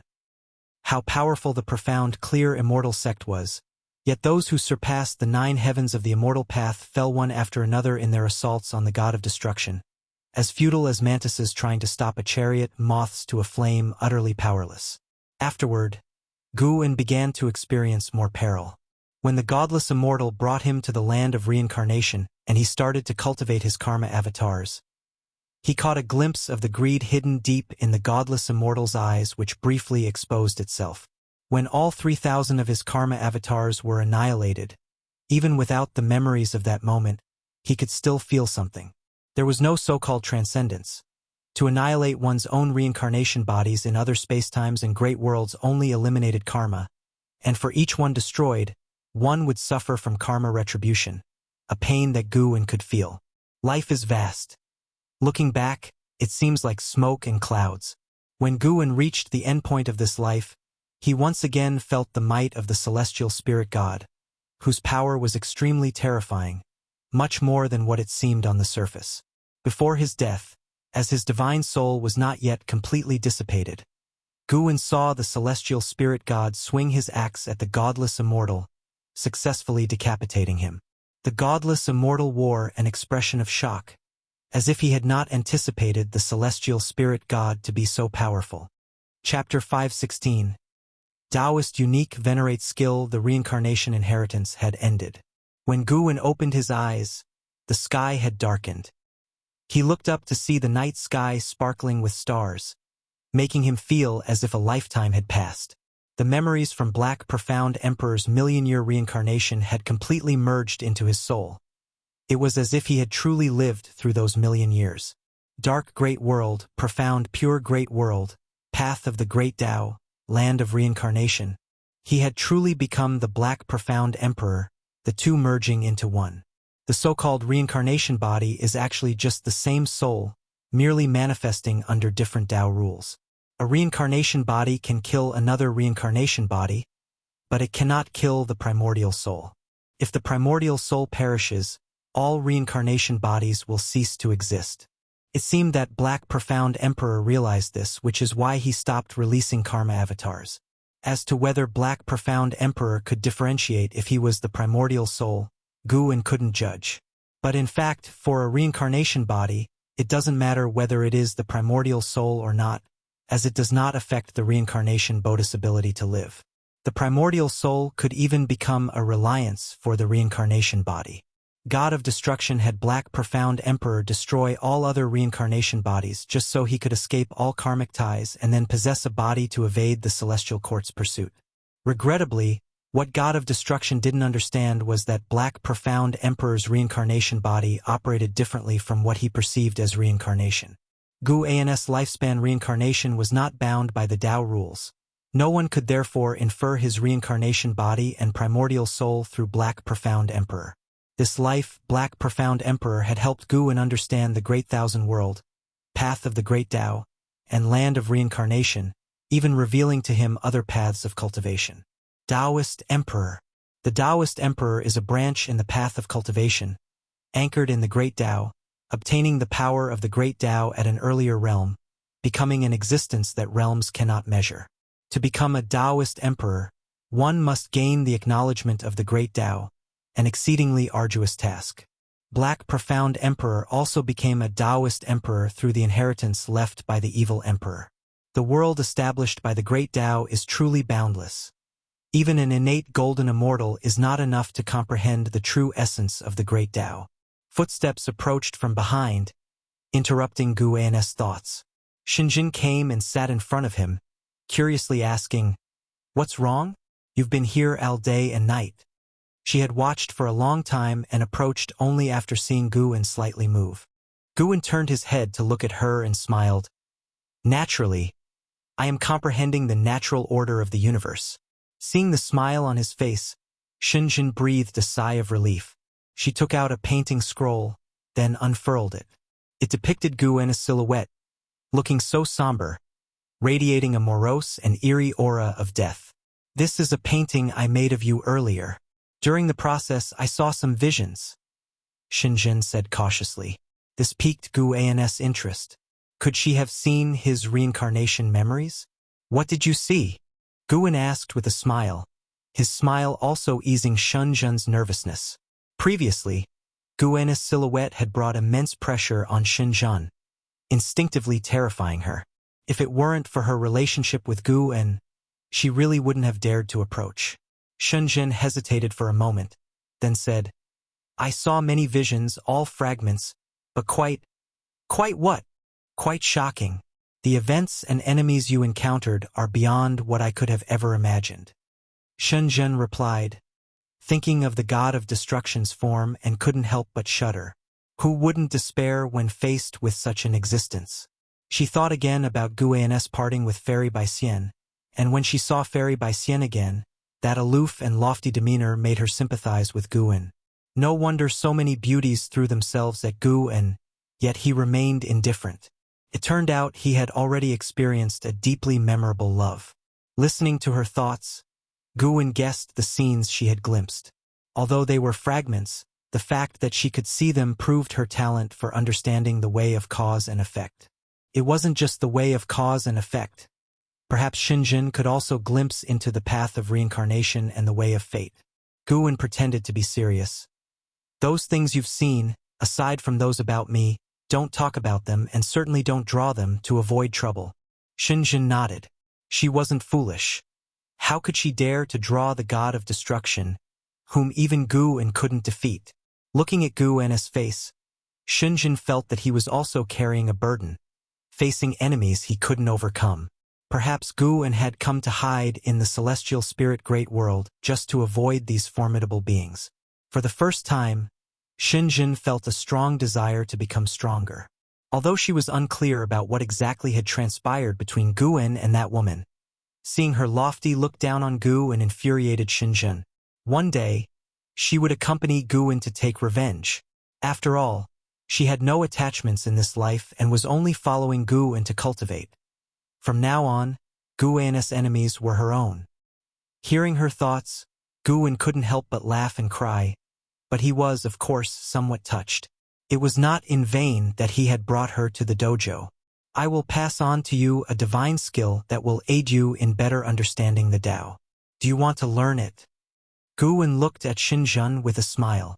Upon hearing this, Shunjin's eyes lit up, and she nodded eagerly. This skill is profound and mysterious. It won't show effects in just a year or two. Be mentally prepared, Guwen cautioned. Shunjin replied, in this dojo, I'm in no rush. Guwen was amused, then proceeded to impart the Taoist unique venerate skill of the Black Profound Emperor to Shunjin. The Taoist unique venerate skill was originally taught by the immortal without Tao to the Black Profound Emperor, but the Black Profound Emperor had enhanced it, making it even stronger. Guwen guessed that the Black Profound Emperor had utilized lifespan evolution, which was why the immortal without Tao, despite pursuing him, couldn't defeat him. The Taoist unique venerate skill of the Black Profound Emperor had surpassed that of the immortal without Tao. The Taoist unique venerate skill was a complete Taoist technique, including divine skills, spells, evasion techniques, and formations, among others. Once Shunjin inherited the Taoist unique venerate skill, she could cease cultivating other Taoist techniques. With so many reincarnation memories merged, Guwen mastered countless Taoist techniques, and the Taoist unique venerate skill was definitely one of the top tier. Perhaps the Black Profound Emperor's talent was not as great as that of Yang Xian, nor his combat ability, but his opportunities were quite extraordinary. Guwen didn't pass it orally but raised his hand, his fingers pressing on Shunjin's forehead. Shunjin's eyes widened as she stared intently at Guwen, a strange light flickering in her eyes. Soon she entered a state of enlightenment. The moon set, and the sun rose. Morning sunlight spilled over Xinjiang, who suddenly opened her eyes, staying frozen in place. Then, instinctively looking around, when she saw Guwen stretching near a cliff not far away, she finally sighed in relief. The Taoist unique venerate skill was vast and boundless, and just the inheritance of cultivating memories made Xinjiang feel as if she had traversed a vast sea, thus waking up with a feeling of panic as if facing a transformed world. She stood up and walked to Guwen's side, about to speak, but then heard Guwen say, "This skill, I impart to you alone. You must not pass it on." Hearing this, a smile bloomed on Xinjiang's face, lifting her spirit completely. Chapter 517, 5,000 years old. The cause of transformation. This cycle of reincarnation involving the Black Profound Emperor was just a minor episode in Guwen's life, a warning he gave to Xinjiang to keep secret before he returned to his usual rhythm of daily life. Gathering flowers and herbs, mentoring disciples, reading, writing, and so forth. Others in the Taoist field of the beginningless busied themselves with their own cultivation, and time passed quickly before them. In the blink of an eye, Guwen celebrated his 5,000th birthday. He alone knew this fact, as everyone around him considered him an old monster who had lived untold years.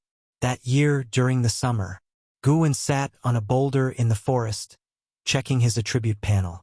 Name: Guwen. Lifespan: 5,000/61, 551, 478, 029. Physique: primordial infinite body. Cultivation level: perfection in the innate golden immortal realm, a lifespan of over 615 billion years.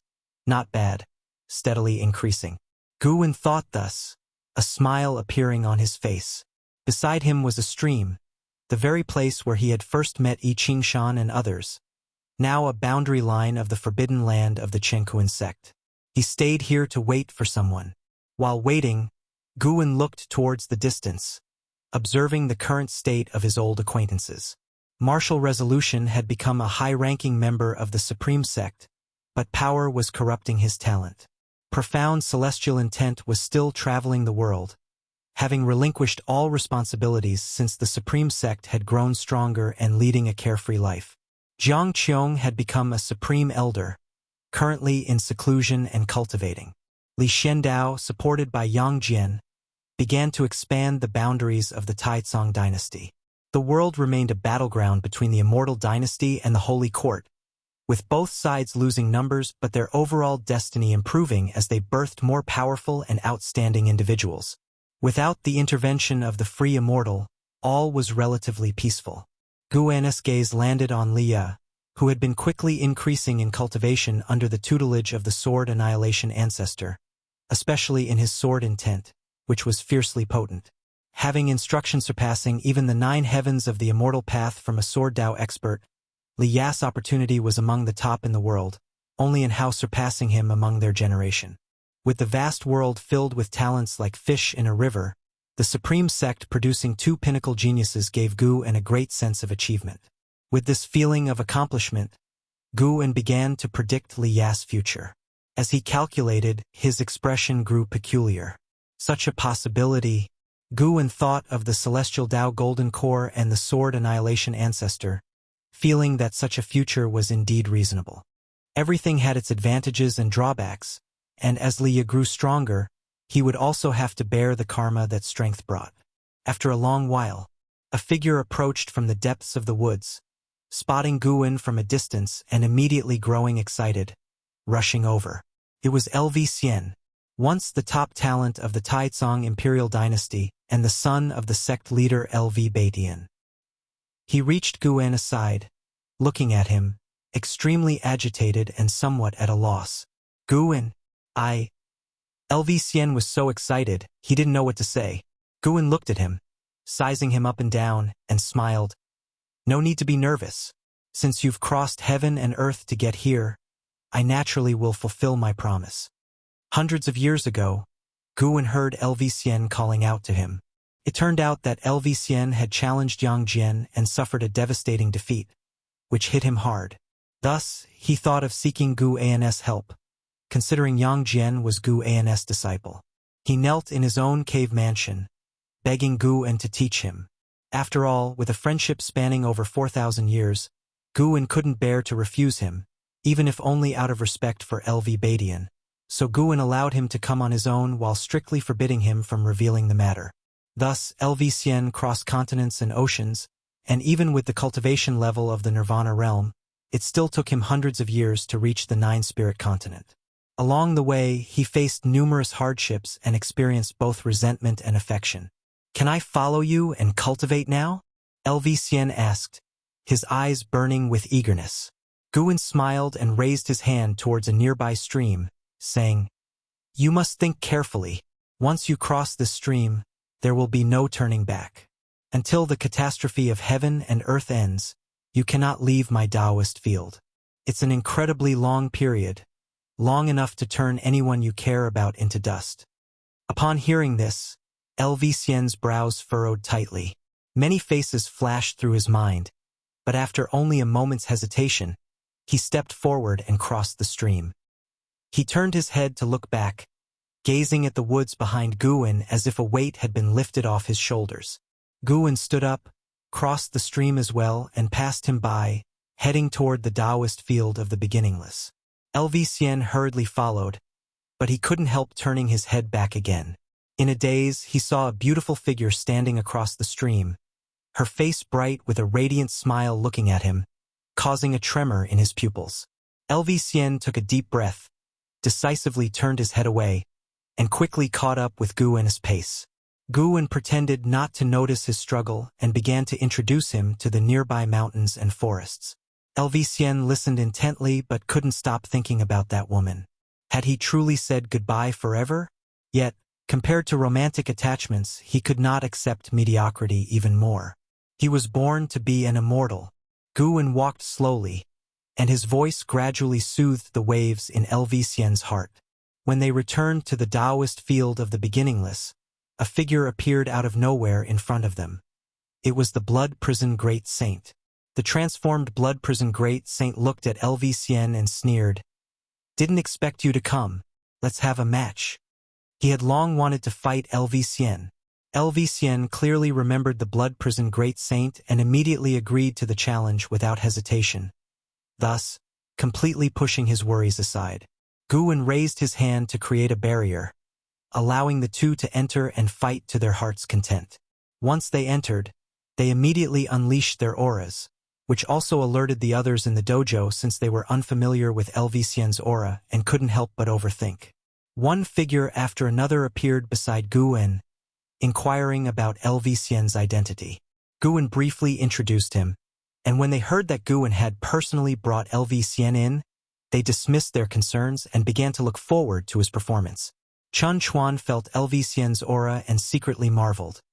As they were both in the Nirvana realm, he felt he was probably no match for LV Xian. Celestial Demon Child, Celestial Cyan, Tian Bai, and Ghost Mother of Ephemera also felt a sense of awe.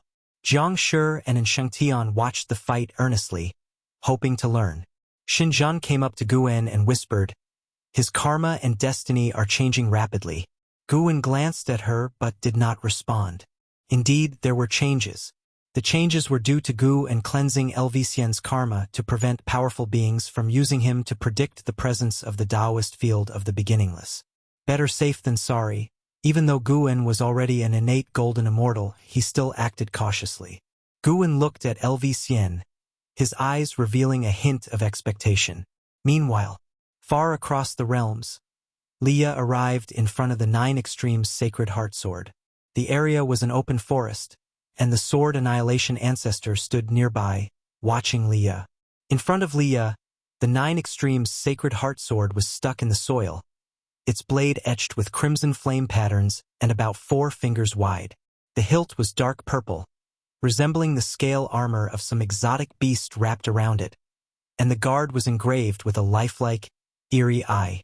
As Leah looked at the Nine Extremes Sacred Heart Sword, he tried to calm his emotions, while the divine exotic immortal spirit leaped out of his body and perched on his shoulder, eyeing the Nine Extremes Sacred Heart Sword.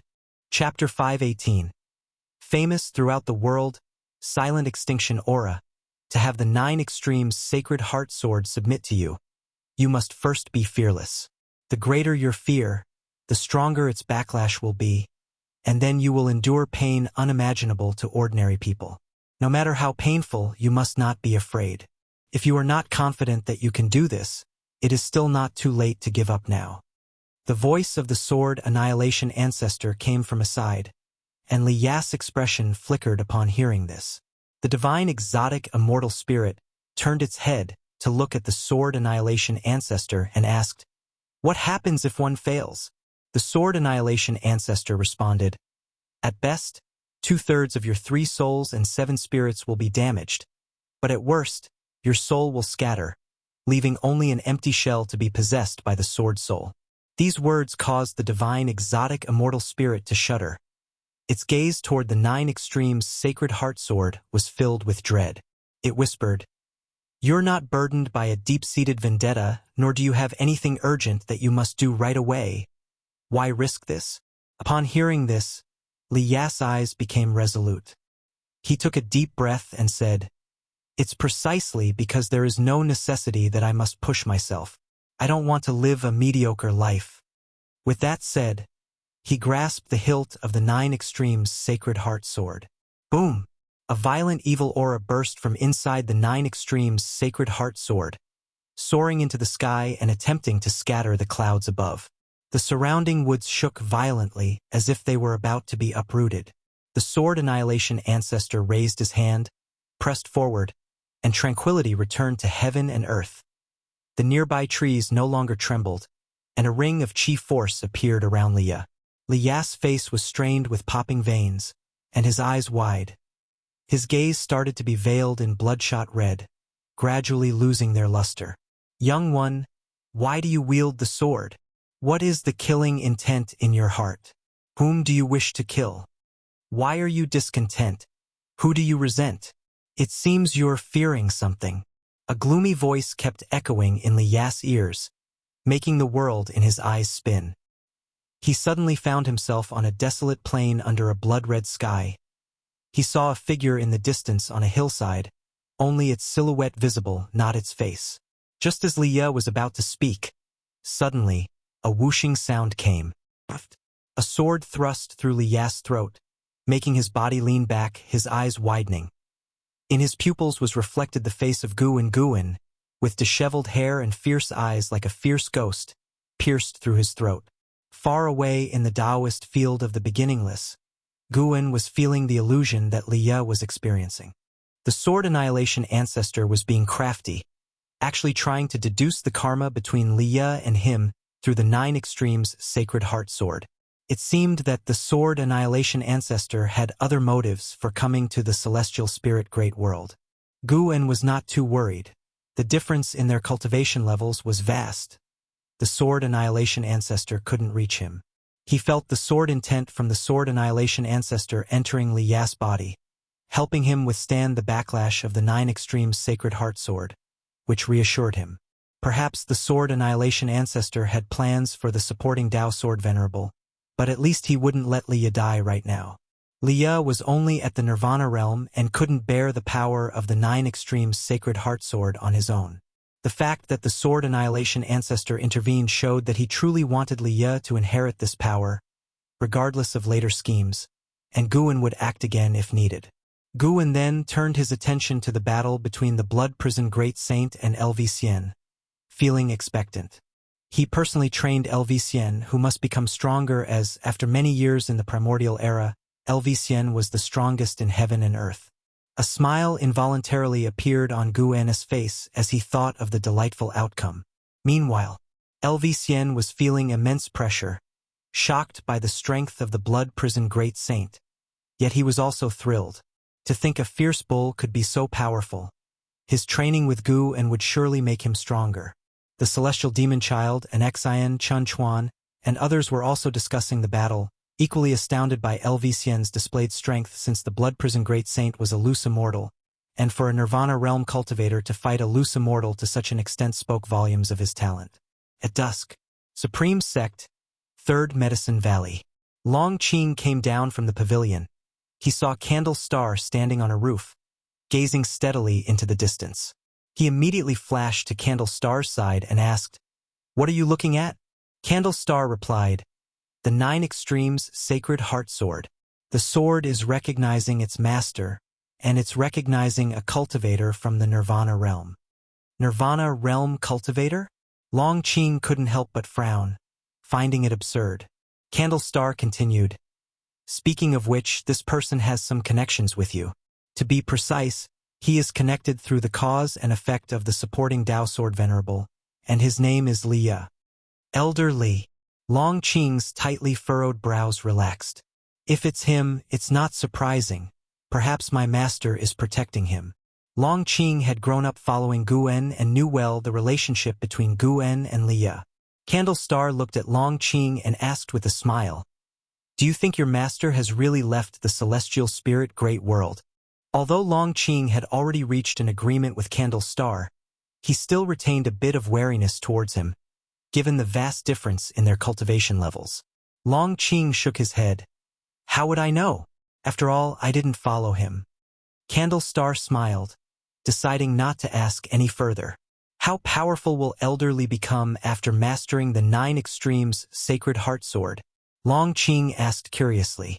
The Nine Extremes Sacred Heart Sword had caused such a stir in the past, and he had longed for it too. Candle Star answered, "With this sword in hand, even the 9 heavens of the immortal path cannot kill him. However, the extent of the power he can wield reaches only as high as the heaven and earth flying immortal realm." Long Qing fell silent, his eyes filled with envy and astonishment. This was akin to soaring to the skies. It seemed Elder Li was going to become famous throughout the world. As the years flew like an arrow, another millennium passed.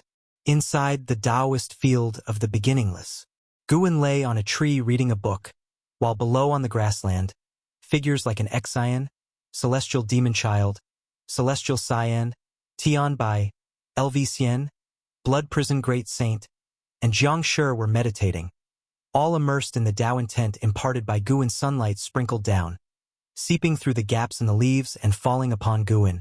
He slowly raised his head and looked towards the celestial vault. Ever since he had arrived at the Taoist field of the beginningless, time had passed much faster than before, but he did not feel uncomfortable. Instead, he enjoyed it as his lifespan also increased rapidly. The celestial spirit great world, which had known peace for over 2,000 years, was going to face turmoil again. The will of heavenly Tao always remembered to destroy all living beings. This time, it was other great worlds within the universe that were invading, preparing to take over the celestial spirit great world, with Tao Fruit Realm being scheming in the background. Guan had no intention of intervening. Nowadays, the celestial spirit great world was a place where many powerful beings were interconnected with bound interests, and many strong beings would not allow the celestial spirit great world to be destroyed at this critical juncture. He was more of a spectator. "Elder Brother Li, although you have already become famous throughout the world, this calamity might cause you to stumble again," Guan murmured to himself, a smile appearing on his face. 500 years ago, Liya had emerged abruptly, wielding the 9 Extremes Sacred Heart Sword and challenging sword cultivators across the world. Victorious in every battle, his fame was unparalleled for a time, and people had forgotten about and how, considering Liya the greatest talent in the world, even though he relied on the 9 Extremes Sacred Heart Sword. Suddenly, Guan's expression changed slightly as he looked towards outer heaven. "This aura? Are you still not giving up?" Guan thought to himself, his gaze sharp. He felt the aura of the Silent Destruction God Emperor, coming from the World Gate. The Silent Destruction God Emperor had possessed the Long clan's flesh, and in order to capture Long Qing, he even planned to harm all living beings. Such actions had already put him on Guan's kill list. Chapter 519. The Great Tao Tree, Divine Emperor's Pawn in the Depths of the Universe. A world gate stood tall. Here it seemed as if there were no hours. The years could not taint this grand, towering gate. At this moment, a bright light shone from within the world gate. A figure slowly stepped out from the strong light, clad in black armor, a mysterious presence, a helmet underneath which was as black as a black hole, making it impossible for anyone to see his true face. It was the silent destruction god emperor. In his right hand, palm facing up, hovered a golden token, long as a knife, intricately carved on its surface, emanating a brilliant golden radiance, dazzling beyond compare. As he walked out of the world gate, he stopped, turned his head to look at the figure of the celestial spirit god. Another 7 figures stepped out one after another from the world gate, men and women alike, each with a celestial demeanor and magnificent bearing, their gazes also turning toward the celestial spirit god. Whatever you all intend to do, you must not destroy this great thousand world. Otherwise, even your celestial orders won't be able to save you.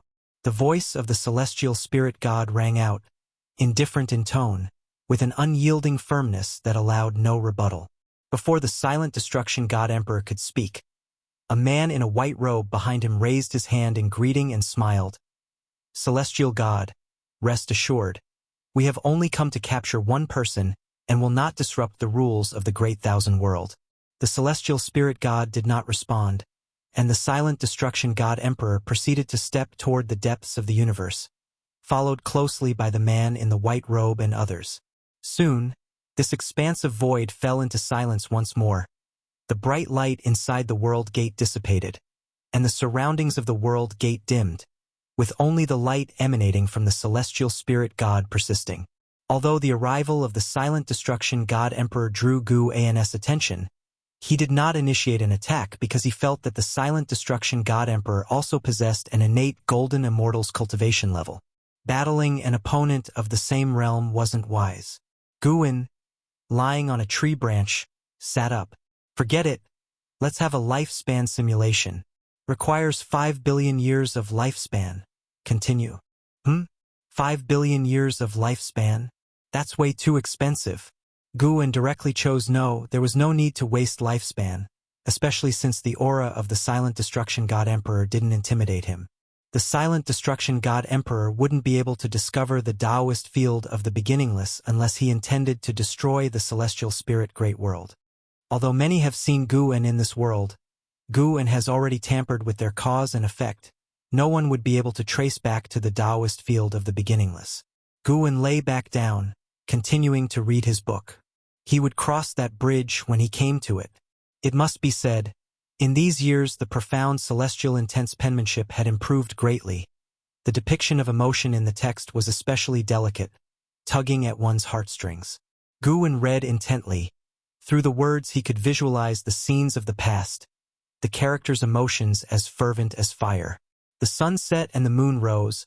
A full 5 days passed, and Exion and others finally woke up one after another, which was because Guin had withdrawn his Tao intent. Seeing Guin sleeping on the tree, they all stood up and paid their respects before leaving in small groups, whispering their insights to each other. After they all left, only then did Guin open his eyes. His gaze turned toward the celestial vault. The silent destruction god emperor had arrived at the celestial spirit great world with his 7 subordinates. They did not go to the supreme sect but joined the holy court instead. Could it be that their target was not to eliminate Long Qing? Long Qing's identity had already been exposed. Even that candle star knew clearly, the silent destruction god emperor must also be aware. Perhaps the silent destruction god emperor wanted to possess Long Qing's body. After watching for a while and confirming that the silent destruction god emperor had no immediate intention to act, Guin flipped off the tree, ready to gather medicinal herbs. No matter what sinister plots and schemes the silent destruction god emperor had, his progression in strength could not stop. Once he reached a lifespan of 100 billion years, Guin could peer into higher realms. Getting stronger was always the right move.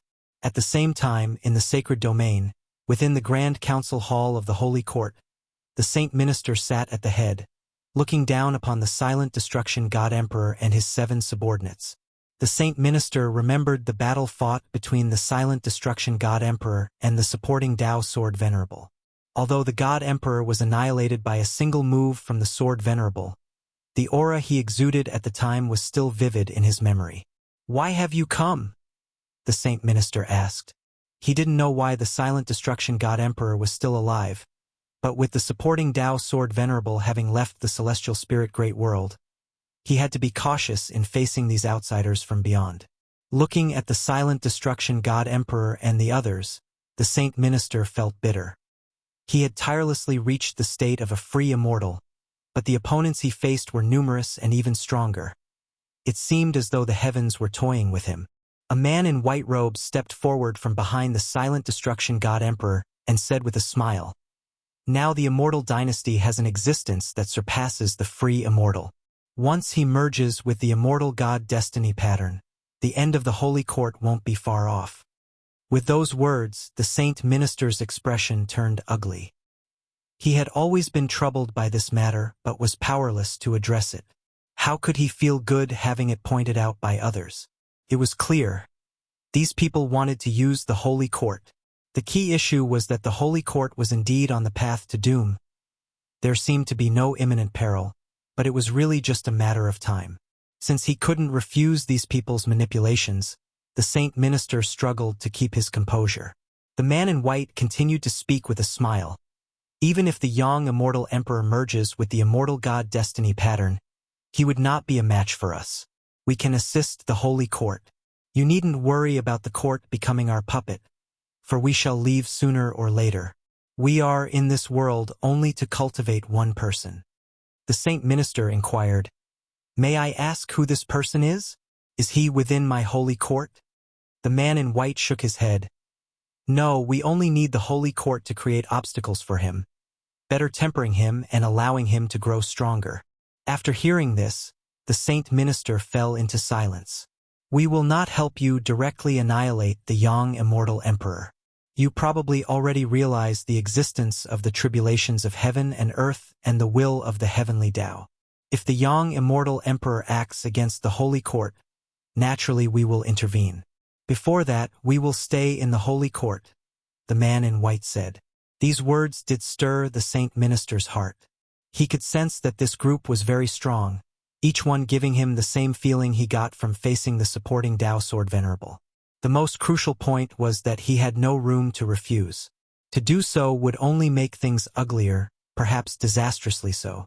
As the saint minister sighed inwardly, the silent destruction god emperor raised his hand and from his palm flew a wooden rod. It was a red wooden rod, with a curved top like a serpent. Apart from being brightly colored, it looked unremarkable. The silent destruction god emperor spoke, "This rod is made of Tao wood and can grant you unparalleled strength, as well as assist you in comprehending the great Tao. Consider it a gift for our first meeting." The saint minister started to speak, but the red rod suddenly flew in front of him. The immense pressure changed his complexion. He sensed the profound Tao intent within the rod, and his eyes widened in shock. Such a treasure. The saint minister looked at the silent destruction god emperor and asked, Who exactly are you?" The face of the silent destruction god emperor was shrouded in darkness, as if he were the most mysterious being in the world, and he responded, "The silent extinction domain was my creation, and silent extinction is my name." The saint minister opened his mouth, his face etched with disbelief. In a valley, the immortal seeker sat beside a lake, gazing at the bright day sky, murmuring, "It seems that I still can't let go. Whose chess piece are you?" Zhu Shi, who sat meditating in the middle of the lake, opened her eyes and glanced at him, asking, "Whom are you talking about?" "The one who created the Qi of annihilation. The divine emperor? Someone of his caliber is also a chess piece?" "Indeed, he's been tirelessly working for the bloodline of the Long clan. He's either being driven by someone behind the scenes or pressured by an even greater force. The waters of this world are becoming muddier, and when the heaven and earth Tao fruit appears, your pressure will only increase." With that said, the immortal seeker's face took on a teasing expression. Zhu Shi hummed, "The Taoist unique venerate skill you passed on to me is so powerful, and with my talent, I'm not afraid." Chapter 520, Inheritance, the 1,000-year battle. The Taoist unique venerate skill is indeed formidable. If one can grasp its essence, dominating a corner of the great thousand world would not be an issue. However, this skill is not so easy to cultivate. The immortal seeker said nonchalantly as his thoughts lingered on the distant holy court. He knew very well how powerful the silent destruction god emperor was, and for that reason, he felt the situation in the world was spiraling out of control. He was only a reincarnated being. He could not intervene in the workings of the heavenly Tao. His role was to assist others. But no matter how great the opportunity he provided Zhu Xi, for her to possess the strength to contend with the silent destruction god emperor before the change of the era was utterly impossible. After Zhu Xi mentioned the Taoist unique venerate skill, her confusion resurfaced. She asked, "What exactly is the origin of the Taoist unique venerate skill? In the process of cultivating it, I saw many figures. If they all practice this skill, do they belong to the same sect?" The immortal seeker looked at her and smiled. Not just anyone can cultivate the Taoist unique venerate skill. This skill is passed down in a single lineage, and I too have only received its technique, never having cultivated it myself. Zhu Xi pondered this after hearing his words. The immortal seeker stood up and said, "Continue with your cultivation. I'll step out for a bit." Zhu Xi did not inquire further but closed her eyes and continued to perceive the Taoist unique venerate skill. Even though she had regained her memories of Shengtian, her interest in the Taoist unique venerate skill remained. With her talent, comprehending the Taoist unique venerate skill still proved to be a struggle, which was enough to indicate the unfathomable depth of this skill. The arrival of the silent destruction god emperor and others did not change the overall situation of the world. Against the backdrop of strife between the Holy Court and Immortal Dynasty, prodigies rose, and great cultivators who had been in seclusion for long periods broke through their limits, reaching higher realms, shaking heaven and earth.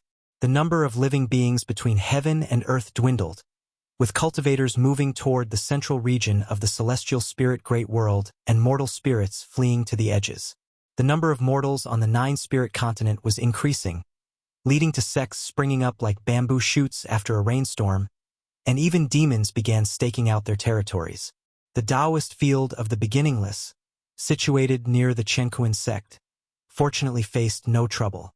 On this day, Yi Qingshan and 4 others came into the forest to meet an Exian. All 5 had successively reached the Nirvana realm in cultivation, but they still acted with restraint in front of an Exian. They could never ascertain Anzin's cultivation level, so they believed her realm to be far above theirs. "A sect's main technique inheritance is missing?" an Exian asked, frowning. Yi Qingshan's face showed a bit of awkwardness. He cleared his throat, braced himself, and said, "Indeed, figures from the sea sects have appeared on the fringes of the mainland. They have deeper resources and are constantly recruiting mainland cultivators. Numerous families and prodigies in our Chenkuan sect have been poached. Ultimately, the Chenkuan sect lacks exceptional advantages." He felt there was no reason to come to an Exian, but recalling the thousands of years they had known each other and the familiarity that had grown, coupled with the urging from the higher-ups in the sect, they had no choice but to approach her. The Chenkuan sect was no longer just their sect but belonged to 1,000,000 disciples. For the future of the sect, what was the harm in losing face? After all, Yi Qingshan was prepared for the awkwardness of being rejected. Chang Meng followed up, "Senior, we dare not demand that you bestow upon us such an inheritance, but even just pointing us in the right direction would be appreciated." The other 3 echoed in agreement. The 5 of them had ventured out for 1,000 years, but within the entirety of heaven and earth, they were still at the bottom. Their cultivation techniques, spells, and divine skills were quite mediocre within the immortal Tao realm. An Exian quietly watched them, making them so ashamed that they wished they could shrink into the ground. Suddenly, an Exian pursed her lips in a smile and said, "I do indeed have an inheritance that suits you." At these words, the 5 of them looked up at her with surprise. An Exian raised her right hand and with a flick of her finger, 5 secret manuals appeared in her hand. The covers of these 5 secret manuals bore no titles, and with Anzin's actions, Yi Qingshan and his 4 companions exchanged perplexed looks. The techniques and divine skills of the immortal Tao realm were vast and boundless, definitely not something that could be contained within just 5 books. They dared not offend an Exian, however, and could only grumble in their hearts. "Choose one," an Exian said with a smile, feeling secretly thrilled. Was this what it felt like to pass on one's teachings? Before coming here today, her master had handed her the 5 secret manuals. She had been puzzled at first, but after I Ching Shan and his companions spoke up, she came to admire her master's foresight. This, I Ching Shan frowned. Could a legacy be passed down in such a frivolous manner? An Xian raised an eyebrow, and I Ching Shan immediately stepped forward to draw a manual from her hands. Seeing this, an Xian put the other 4 manuals into her sleeve and turned to leave, leaving behind a final remark. This cultivation technique will now be the main technique of your Chenkuan sect. I hope you will use it for good. Hearing this, I Ching Shan and the others hastily paid their respects and watched her figure disappear into the depths of the forest before they gathered to examine the manual. I Ching Shan opened the first page and read aloud, Heaven and Earth Primordial Skill. Chenkuan? It does suit our sect's name, but Gu Chongxing hesitated. He wanted to say an Xian was playing a trick on them, but feared being overheard by her. I Ching Shan turned to the second page, and instantly, a burst of golden light emanated from within, enveloping the 5 cultivators. Their expressions changed dramatically, and their gazes became distant and unfocused. By the lakeside, Guwen was sparring with Chun Chuan in swordsmanship. Having reached the immortal Dao realm, the actual moves were no longer important, but Guwen used them to guide Chun Chuan towards Sword Dao enlightenment. Chun Chuan had an extremely high comprehension of Sword Dao.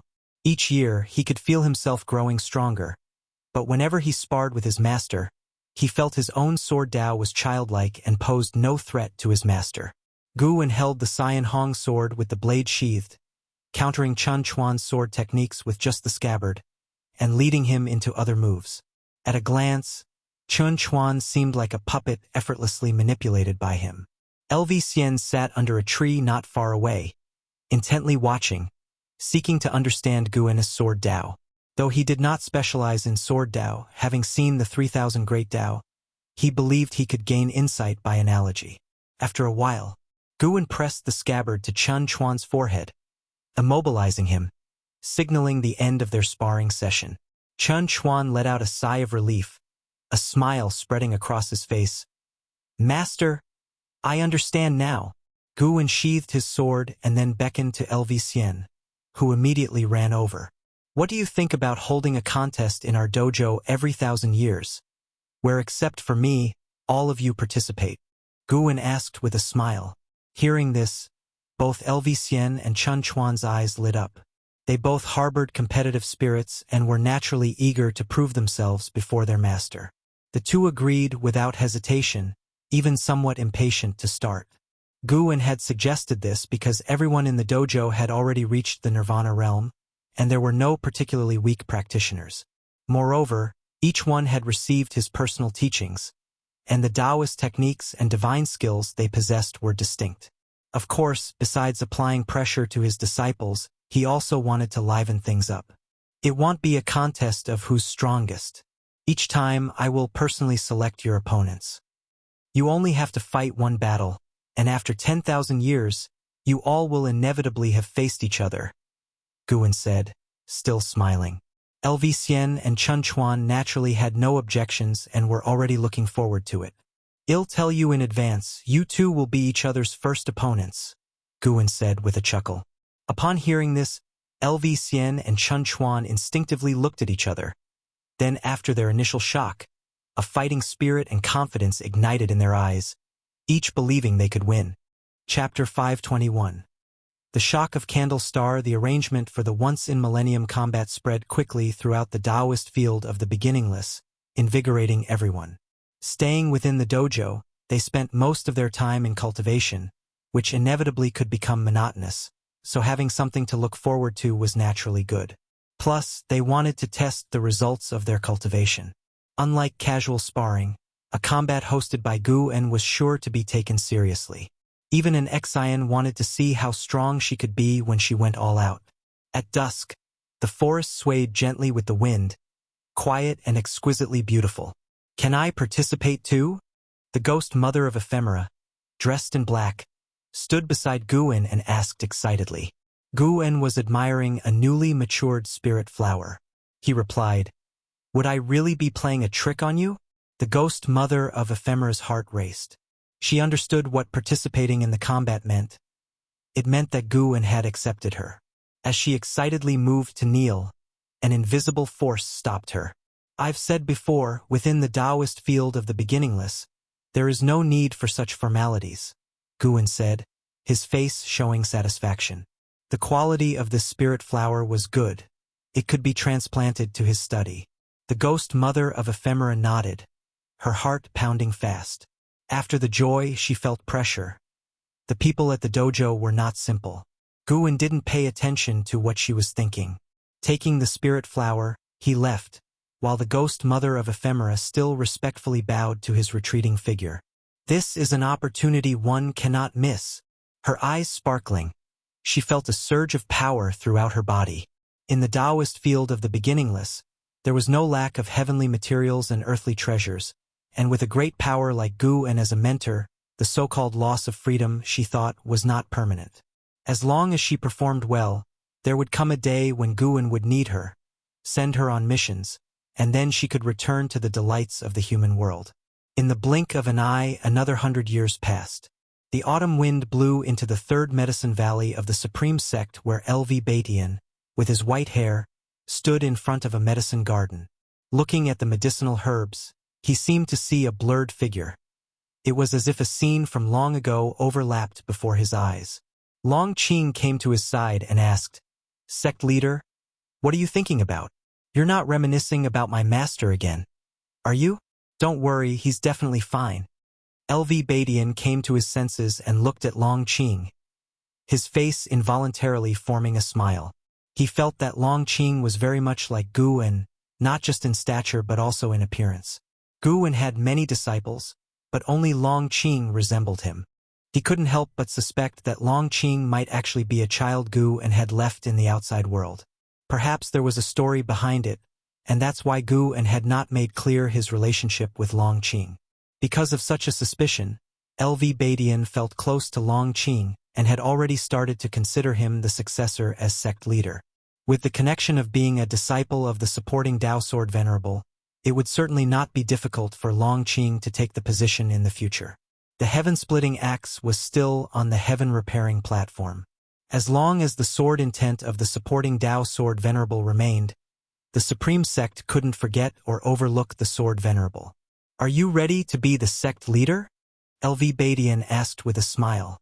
Upon hearing this, Long Qing showed a confident smile and said, "Of course I'm ready. With Senior Candle Star supporting me, I believe I can handle any trouble that comes my way." Hearing him mention Candle Star, LV Batian didn't pay too much attention. Strong as Candle Star might be, could he be as strong as Guan? He was the sect leader who often leveraged the power of the supporting Tao Sword Venerable. LV Batian began to instruct him on what to pay attention to as sect leader. Long Qing listened earnestly. Many said that LV Batian wasn't formidable enough and that he only held his position because of the supporting Tao Sword Venerable. But in Long Qing's eyes, that was precisely what made LV Batian remarkable.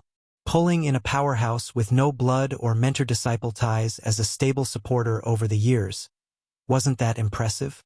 Being a sect leader wasn't just about who had the highest cultivation level, but about such maneuvers.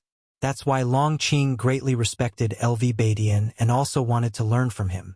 While chatting, LV Batian started to talk about the past, how he once disguised himself as a medicine slave to serve as Guan's assistant, when neither knew the other's identity, and that's how they formed a bond.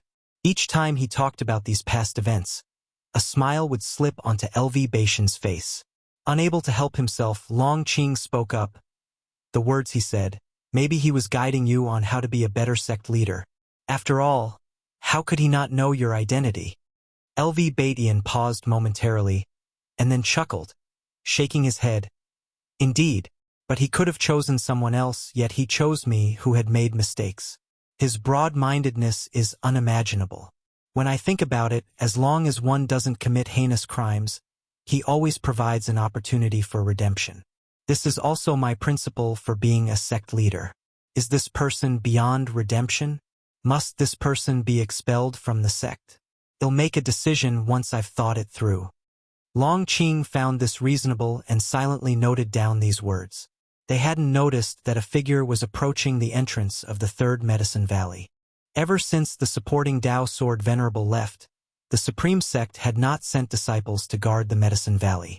It used to be out of fear of disturbing the supporting Tao Sword Venerable, not to protect the valley's safety. Thousands of years had passed, and while disciples still remembered the legend of the supporting Tao Sword Venerable, the vast majority knew nothing of his connection with the Third Medicine Valley. Now that disciples entered and exited the Third Medicine Valley, no one would stop them. The man in white who entered the Third Medicine Valley had a black cloth tied around his waist with a treasure sword at his side. His long hair was casually tied behind his head, with strands on either side of his face fluttering like willow catkins, reaching down to his chest. He was very handsome, and the female disciples he passed couldn't help but take extra glances. His expression indifferent, he observed his surroundings while walking deeper into the valley. Suddenly, a figure appeared in front of him. It was Candle Star from the battle court. Candle Star sized up the man in white and squinted, asking, "Who might you be?" Candle Star was secretly shocked. He was the profound Yuan-free immortal, yet he couldn't discern this man's cultivation level. The man in white looked at Candle Star and asked in return, "Are you Candle Star from the battle court?" Upon hearing this, Candle Star's brows furrowed deeply, surprised that the stranger recognized him. "Just who are you?" "I'm not here for you, nor will I interfere with your plans." The man in white interrupted Candle Star, his words cold. He then moved past Candle Star and continued on his way. His gaze quickly settled on Long Qing. Candle Star stepped in front of him again, his voice cold. "Then who are you looking for? How can I be sure you won't mess with my plans if you don't explain yourself clearly?" The man in white answered, "I'm looking for Long Qing, your disciple. I won't harm him. I'm just here to give him a warning, and what I have to say has nothing to do with your schemes." Having said that, he moved forward again, this time shouldering past Candle Star. This shove made Candle Star even more wary of him. This man was very strong. Candle Star watched as the man in white headed toward Long Qing, hesitated for a moment, and decided to follow. Clang, the sound of a sword being drawn suddenly echoed, and the tip of the blade was abruptly at Candle Star's throat, causing his pupils to dilate. So fast. He hadn't even seen how the man in white had drawn his sword, and this sword was no ordinary sword. Chapter 522. Celestial Dragon Dharma Aspect, breaking destiny, feeling the sharpness at his throat. Candle Star asked in a deep voice, "If you don't explain your origins, I can't possibly let you get close to him." The man in white glanced at Candle Star, his sword-raising hand perfectly straight, like a bridge, making Candle Star feel he was hard to reach. Although wary of the man in white, Candle Star was not yet at the point of fear. For the sake of entering the World Gate, how much effort had he exerted to obtain such an opportunity? How could he give up now? "My identity cannot be revealed, otherwise it will harm both him and you. You just need to know that the sword in my hand can diminish your Tao fruit," the man in white said with an indifferent look in his eyes. As his words fell, a terrifying sword intent instantly locked onto Candle Star, causing the gaze of profound Yuan-free immortal to lose its luster. The man in white turned and sheathed his sword, continuing to walk towards Long Qing. Candle Star stood dumbfounded in place, his body trembling slightly. The clash between the two was not hidden. Many disciples saw the man in white draw his sword against Candle Star, yet they did not act rashly, for they all knew that Candle Star was the strongest existence in Medicine Valley. Even the Valley Master held great respect for him. The Third Medicine Valley of today did not possess the cohesion of 1,000 years ago. Most disciples were merely passing through, at least they would not risk their lives for Long Qing. Noticing the approach of the man in white while chatting with LV Badian, Long Qing's gaze fell upon Candle Star. He saw Candle Star rooted to the spot, body trembling, gaze vacant, clearly not in a proper state. Just as he was about to speak up, the man in white suddenly arrived in front of him, startling Long Qing into a reflexive step back. Snap! The scabbard pressed on Long Qing's shoulder, rendering him immobile. Long Qing's eyes widened, a look of disbelief crossing his face. LV Badian beside him also reacted, instinctively wanting to make a move against the man in white, but was subdued by a single glance from the man. Faced with the man in white's gaze, LV Badian felt as if had entered another dimly lit world, surrounded by dense treasure swords pointing towards him, sending shivers down his spine. He felt as if moving even an inch would result in colliding with a sword, creating a suffocating and terrifying sensation of being unable to move at all. In reality, Long Qing did not fall into an illusion realm, but facing the man in white, he felt no less pressure. The scabbard on his shoulder felt like a majestic mountain, such that he couldn't muster his mana. Long Qing stared at the man in white and asked in a deep voice, "Who are you, and do we have a grudge?" After Guan left, he didn't always stay in the Third Medicine Valley either. Sometimes he would venture out for experience, having met countless people. But he could be certain he hadn't provoked such a formidable being. The only thing he could think of was his bloodline. If a strong being like Candlestar could not resist this person, then surely this being was not from the celestial spirit great world. The man in white studied Long Qing, and after a long time, with no immediate response, his eyes betrayed a hint of disappointment. Such a look made Long Qing uncomfortable, a sense of inexplicable anger rising in him. The man in white spoke. "You're more disappointing than I imagined. You need not be nervous. I won't harm you. There's no one in this world more trustworthy than me." Heh. Long Qing gave a hollow, humorless laugh. The man in white continued, "My surname is Long as well. You understand now, don't you?" At these words, Long Qing's eyes widened in astonishment. Suddenly, Candlestar appeared beside Long Qing, reaching out to grab the scabbard of the man in white. "Wait, let him finish," Long Qing said in a low voice, his eyes fixed intensely on the man in white. Candlestar had just broken free from the illusion technique. He hadn't heard what the man in white had just said. He turned his head towards the man in white, his eyes full of shock and wariness. The man in white withdrew his hand, and Candlestar followed by releasing his grasp, watching as the man planted his treasure sword into the ground. As the scabbard struck the earth, the surrounding environment underwent a drastic change, and they found themselves in a dark world. Looking around, the ground was covered in sword shadows, all plunged into the earth. "What a powerful domain!" Candlestar muttered to himself, his eyes sweeping around as a storm of amazement churned within him. The man in white stared at Long Qing and said, "My name is Long Jun, son of Emperor Longxin, your ancestor. I have glimpsed your entire life in the past. Although much is obscured, I can generally deduce your future path."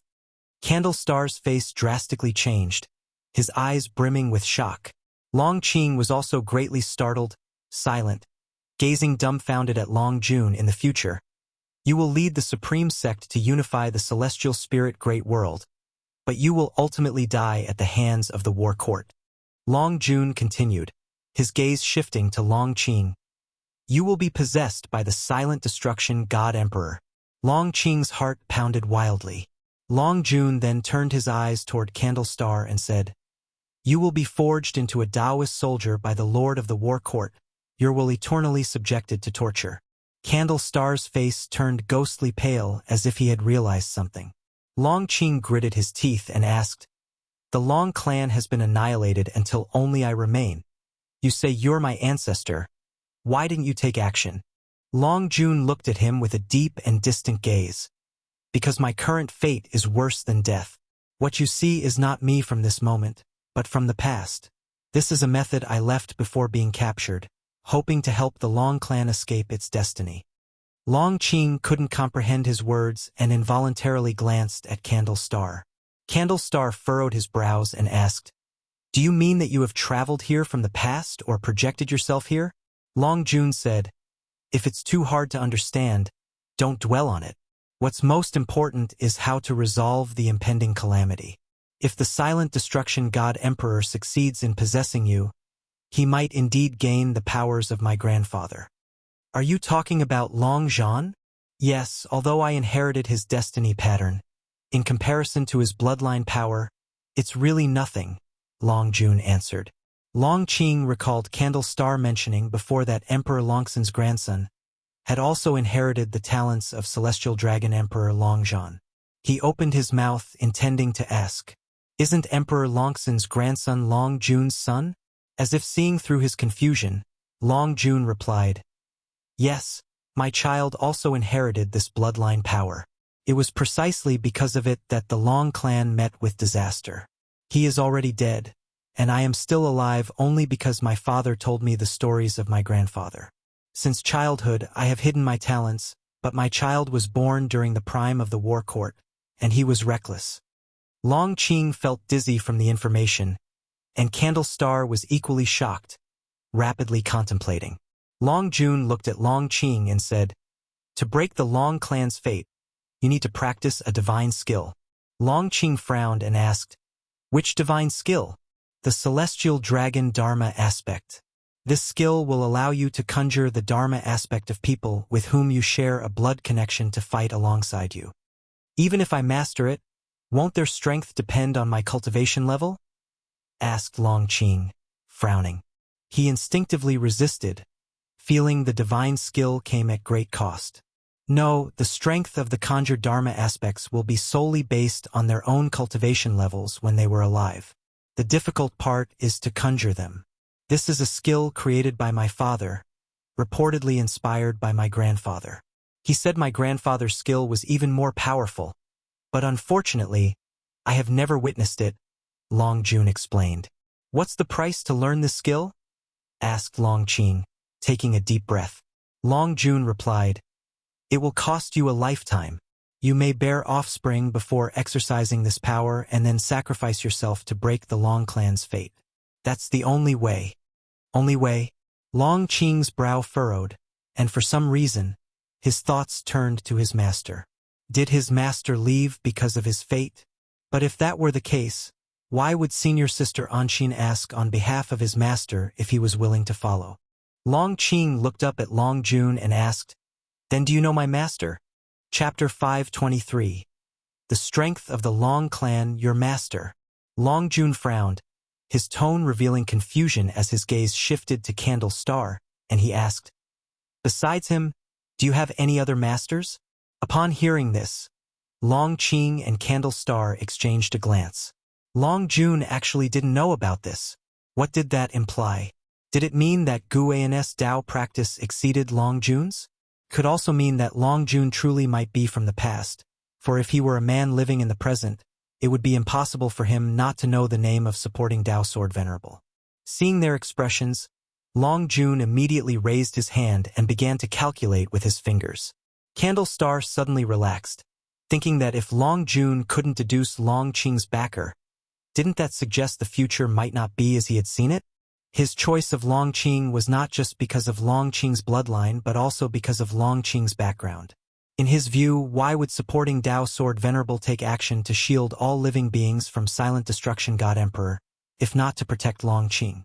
There were too many coincidences. Long Qing, pursued and hunted, receiving protection from a hidden great power, surely had unknown cause and effect.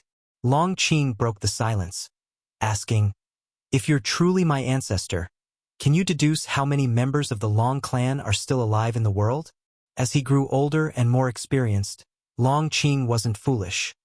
He felt that his master had not just stumbled upon him by chance. Even if it was a coincidence, why would his master adopt him after seeing through his origins? No matter how he thought about it, he felt it was very likely that his master was also a member of the Long clan. Unable to deduce anything about Gu and Long Jun said, "I have calculated. There are only you and I." He furrowed his brows and hesitated before asking, "Could it be that you have another master?" "That's right. If he hadn't taken action, I would have died long ago," Long Qing replied. After hearing this, Long Jun's brow relaxed, and he mused to himself, "No wonder there are so many unclear areas." Long Qing no longer spoke further, instead beginning to weigh the divine skills Long Jun had mentioned. Even though he had another master to rely on, if that master was not from the Long clan, how could he drag his master into this predestined karmic retribution? No matter who your master is, I can confirm that he has no blood relation to the Long clan, and in the end, you must still bear the fate of our clan, Long Jun said to Long Qing with seriousness. He did not further inquire about Long Qing's master because he comprehended how vast the great Tao was due to his high realm.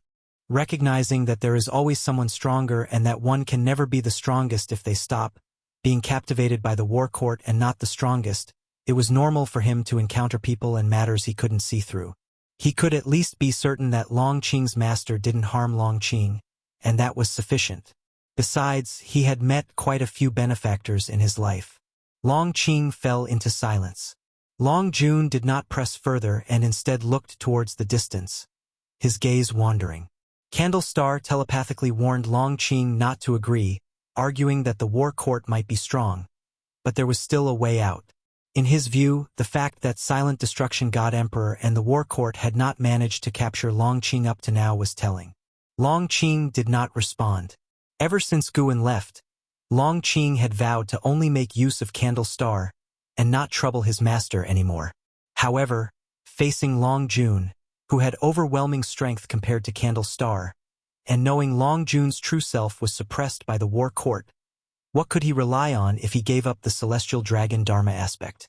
Most critically, the Celestial Dragon Dharma aspect could summon the ancestors of the Long family. Whether in a previous life or in this one, he had always longed for the Long clan at the height of its power. He wanted to know just how strong the Long clan had been to bring such suffering upon him for an entire life. The greater the hardships, the more he anticipated the capability of his own bloodline. If he could fight alongside the ancestors of the Long family, even at the cost of his life, it would be worth it. He had lived long enough and tasted both the bitterness and the joy of the human world. It was time to pursue what he had never attained before. Taking a deep breath, Long Qing's gaze fell upon Long Jun, and he declared, "I am willing to cultivate the Celestial Dragon technique." Long Jun immediately revealed a smile, looking at him with a change in his eyes. Candlestar wanted to persuade further, but Long Jun waved his sleeve and sent him flying. At the same time, another person was watching them. It was Guan, who was far away in the Taoist field of the beginningless.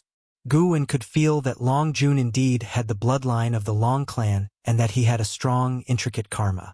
It was as if he did not belong to this world. He had forced his way in, and the heavenly Tao wanted to expel him.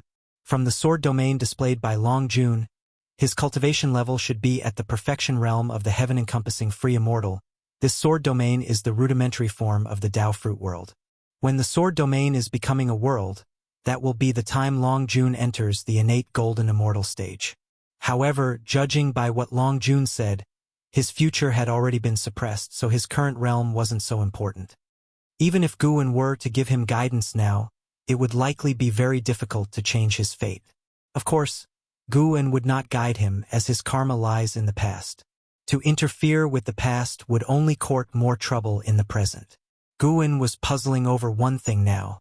How was Long Zhan's lifespan evolution ability passed on to the descendants?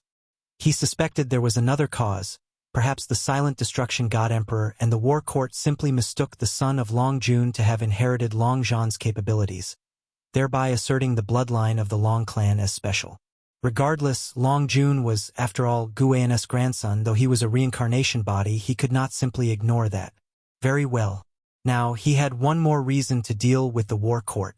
In fact, without initiating an attack, the war court would continue to pester him. But now that he had an unavoidable reason to make a move, he was even more determined to confront the war court. Under the tree, Guan took out the Fate Pen and the Infinite Sword Book.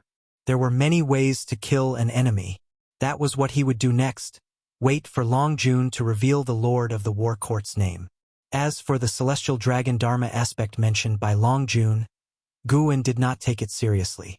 Long Zhan did discuss the creation of the Celestial Dragon Reincarnation Dharma aspect in its early stages with Long Xian, but Long Xian did not actually learn the true Celestial Dragon Reincarnation Dharma aspect.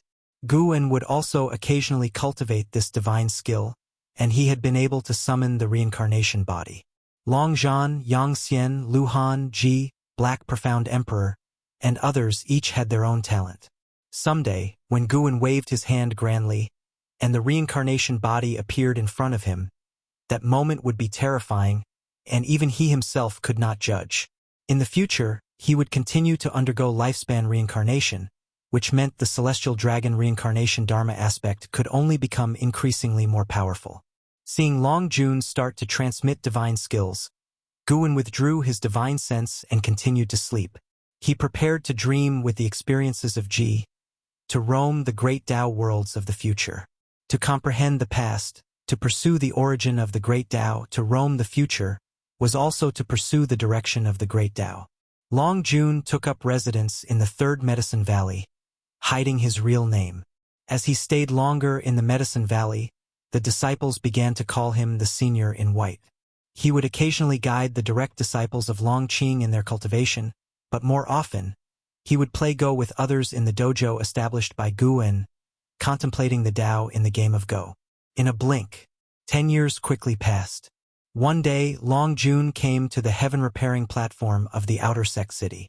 Having just arrived at Supreme Sect, he had heard of the legend of the supporting Tao Sword Venerable, but previously his attention had been focused on Long Qing. Now he understood that Long Qing's mentor was the supporting Tao Sword Venerable, who had saved the celestial spirit great world on many occasions, which piqued his curiosity about the supporting Tao Sword Venerable. Today, he would experience the supporting Tao Sword Venerable's sword intent. He too was a sword cultivator. As he just stepped onto the heaven-repairing platform, his face suddenly changed, he furrowed his brows, and then stepped forward. Thousands of years had passed, yet the heaven-repairing platform was still crowded with people. Anyone who came to the Supreme Sect wanted to feel the mythical heritage of the sect. Passing through the crowd, Long Jun came to the heaven-splitting axe. Standing beside the heaven-splitting axe, Suijian glanced at Long Jun. Seeing his extraordinary bearing, he assumed he must be a great cultivator. But even with such a guess, Suijian was not polite and with a wave of his hand, said, "Go back and line up." Chapter 524 Acceptance of Sword Tao. Queuing. Long Jun's gaze shifted towards Suijian, his eyes expressing indifference. He didn't speak but turned and walked toward the end of the long queue. This small interlude did not draw much attention. Nowadays, encountering great cultivators with extraordinary bearings at Supreme Sect wasn't rare, let alone those who did not queue. However, with Suijian present, the order would not be disrupted. Suijian's impartial and strict way had earned him immense prestige. Of course, there were those who disapproved of him, but after inquiring privately, none dared to cause him trouble because he had inherited the legacy of supporting Tao Sword Venerable, making him almost a disciple. With such a status, Supreme Sect was more than willing to raise him to the heavens. It took barely an hour before Long Jun's turn arrived, which was considered quick since Suijian didn't waste words and allowed a quick go. Suijian stared at Long Jun. He always felt there was something extraordinary about this man. Although he didn't think the other could lift the heaven-splitting axe, he was eager to see what the other could do. In the long years spent guarding the heaven-repairing platform, how tedious it had been. Yet Suijian endured, believing that his actions would move the supporting Tao Sword Venerable. What he aspired to was far beyond ordinary people's imaginations. Even his descendants couldn't understand. Why keep guarding after the supporting Tao Sword Venerable had departed? Long Jun approached the heaven-splitting axe, his right hand grasping the handle. He just wanted to feel the power of the supporting Tao Sword Venerable. He had no intention of actually pulling out the axe, nor did he want to ruin anyone else's opportunity. Although he heard that the supporting Tao Sword Venerable was strong, he didn't think he was stronger than himself. Yet, as soon as he held the heaven-splitting axe, his brow instantly furrowed. So heavy, it felt like he was not holding the axe, but the entire celestial spirit great world. From the very first touch, he realized he couldn't lift the axe. The supporting Tao Sword Venerable's cultivation level was higher than his current level. Golden immortal Tao fruit. A storm surged in Long Jun's heart. Such a strong individual guarding Long Qing. What could be his intention? Before, he didn't care. But now that he realized the supporting Tao Sword Venerable was stronger than he had imagined, he couldn't help but ponder more. Where there's a cause, there's an effect. If the supporting Dao Sword Venerable was merely optimistic about Long Qing or acted out of compassion, was there a need to protect Long Qing so vehemently? After offending the battle court, why didn't the supporting Dao Sword Venerable sever all connections with Long Qing? Long Jun's brows furrowed tightly as he fell into deep thought. Zui Jian, on the other hand, grew impatient and said, "If you can't pull it out, leave. Don't waste time." Upon hearing this, a glint of cold light flickered in Long Jun's eyes, giving Zui Jian an inwardly startled feeling, as if he faced the horror of death for an instant. Fortunately, Long Jun didn't take it up with him and turned to leave. Zui Jian heaved a sigh of relief, looking at Long Jun's departing figure with fear, yet with increased curiosity. On the other hand, far in the Taoist field of the beginningless, Gu En was secretly pleased. Luckily, he had strengthened the power inside the heaven-splitting axe in advance, for if this youngster had managed to lift it, there would have been chaos. Long Jun did not belong to this era. By obtaining the heritage of the heaven-splitting axe, it was equivalent to seizing the opportunity meant for Gu An's descendants. Plus, if he took the power of the axe back to the past, it could cause trouble for Gu, and everyone is striving to become stronger. I'd like to see what kind of struggle you will all end up in. Guan, reading inside his house, had his mouth curled into a smile as he muttered to himself. Zhu Shi was practicing the Taoist unique venerate skill under the guidance of the immortal seeker. Leah was learning Sword Dao from the Sword Annihilation ancestor. Long Qing was following Long Jun in practicing the Celestial Dragon Dharma aspect. And there was an Hao, still comprehending the power of the Celestial Dao Golden Core. One day, these four individuals would clash, possibly even impacting the power dynamics of the world. No, these four already represented different forces. Guan also had to intervene, not for anything else, but to prove that following him was indeed the best path. Guan, thinking of the delights, beamed even more brightly. Spring went and autumn came. 30 years flitted by in a flash. North Sea Mountain Ridge. Inside a valley. Sitting in meditation on the grass, Long Qing opened his eyes, and as he stopped practicing, the wind and waves in the valley ceased, with the floating flowers and plants gradually returning to tranquility. He frowned and looked up at Long Jun not far away. Long Jun was sitting on a grass heap, holding his treasure sword, his eyes revealing a faint sadness, seemingly lost in thought. "Ancestor, why can't I ever fully comprehend it?" Long Qing spoke up, having practiced the Celestial Dragon technique for decades without finding the key to its entry, which also delayed his qi absorption cultivation for decades. He was thinking of giving up. Without lifting his eyes, Long Jun said, "It's not so easy. Don't be impatient. Once you master the Celestial Dragon Dharma aspect, your cultivation level will rise like the tide." Just as Long Qing was about to speak again, suddenly, an immense aura surged from afar, shocking the entire great heaven and earth, so powerful that even mortal spirits could feel the terrifying pressure. Long Jun looked up, a sharp light flashing in his eyes. Unexpectedly, there is such sword intent in this world, Long Jun pondered thoughtfully. Long Qing also looked in the direction the aura was coming from, but he was not surprised. Every few decades or centuries, there would always be a powerful aura erupting, either from a great power battling or from someone coming out of seclusion. He looked back at Long Jun, hoping to gain some enlightenment from the ancestor. However, before he could speak, Long Jun vanished into thin air. Long Qing couldn't help but sigh. Long Jun always appeared and disappeared unpredictably, never instructing him on how to practice the Celestial Dragon Dharma aspect. For some reason, he suddenly thought of his master, who also disliked giving personal guidance. Could it be that his comprehension was not high enough? Thinking this, Long Qing's mood sank. On the boundless wasteland, Leah in black clothes was holding the 9 Extremes sacred heart sword, his body surrounded by powerful sword chi, which caused his long hair to float and sway wildly. So powerful, Leah's face showed surprise and delight. He had just reached the loose immortal realm, and his sword intent had increased so much, he couldn't help but look toward the Sword Annihilation ancestor standing in the distance. The Sword Annihilation ancestor was looking at him, stroking his beard and saying, This sword Dao originates from the Sacred Heart Sword Dao, but it is still far from the true Sacred Heart Sword Dao. However, it is enough for you to dominate this shattered great thousand world.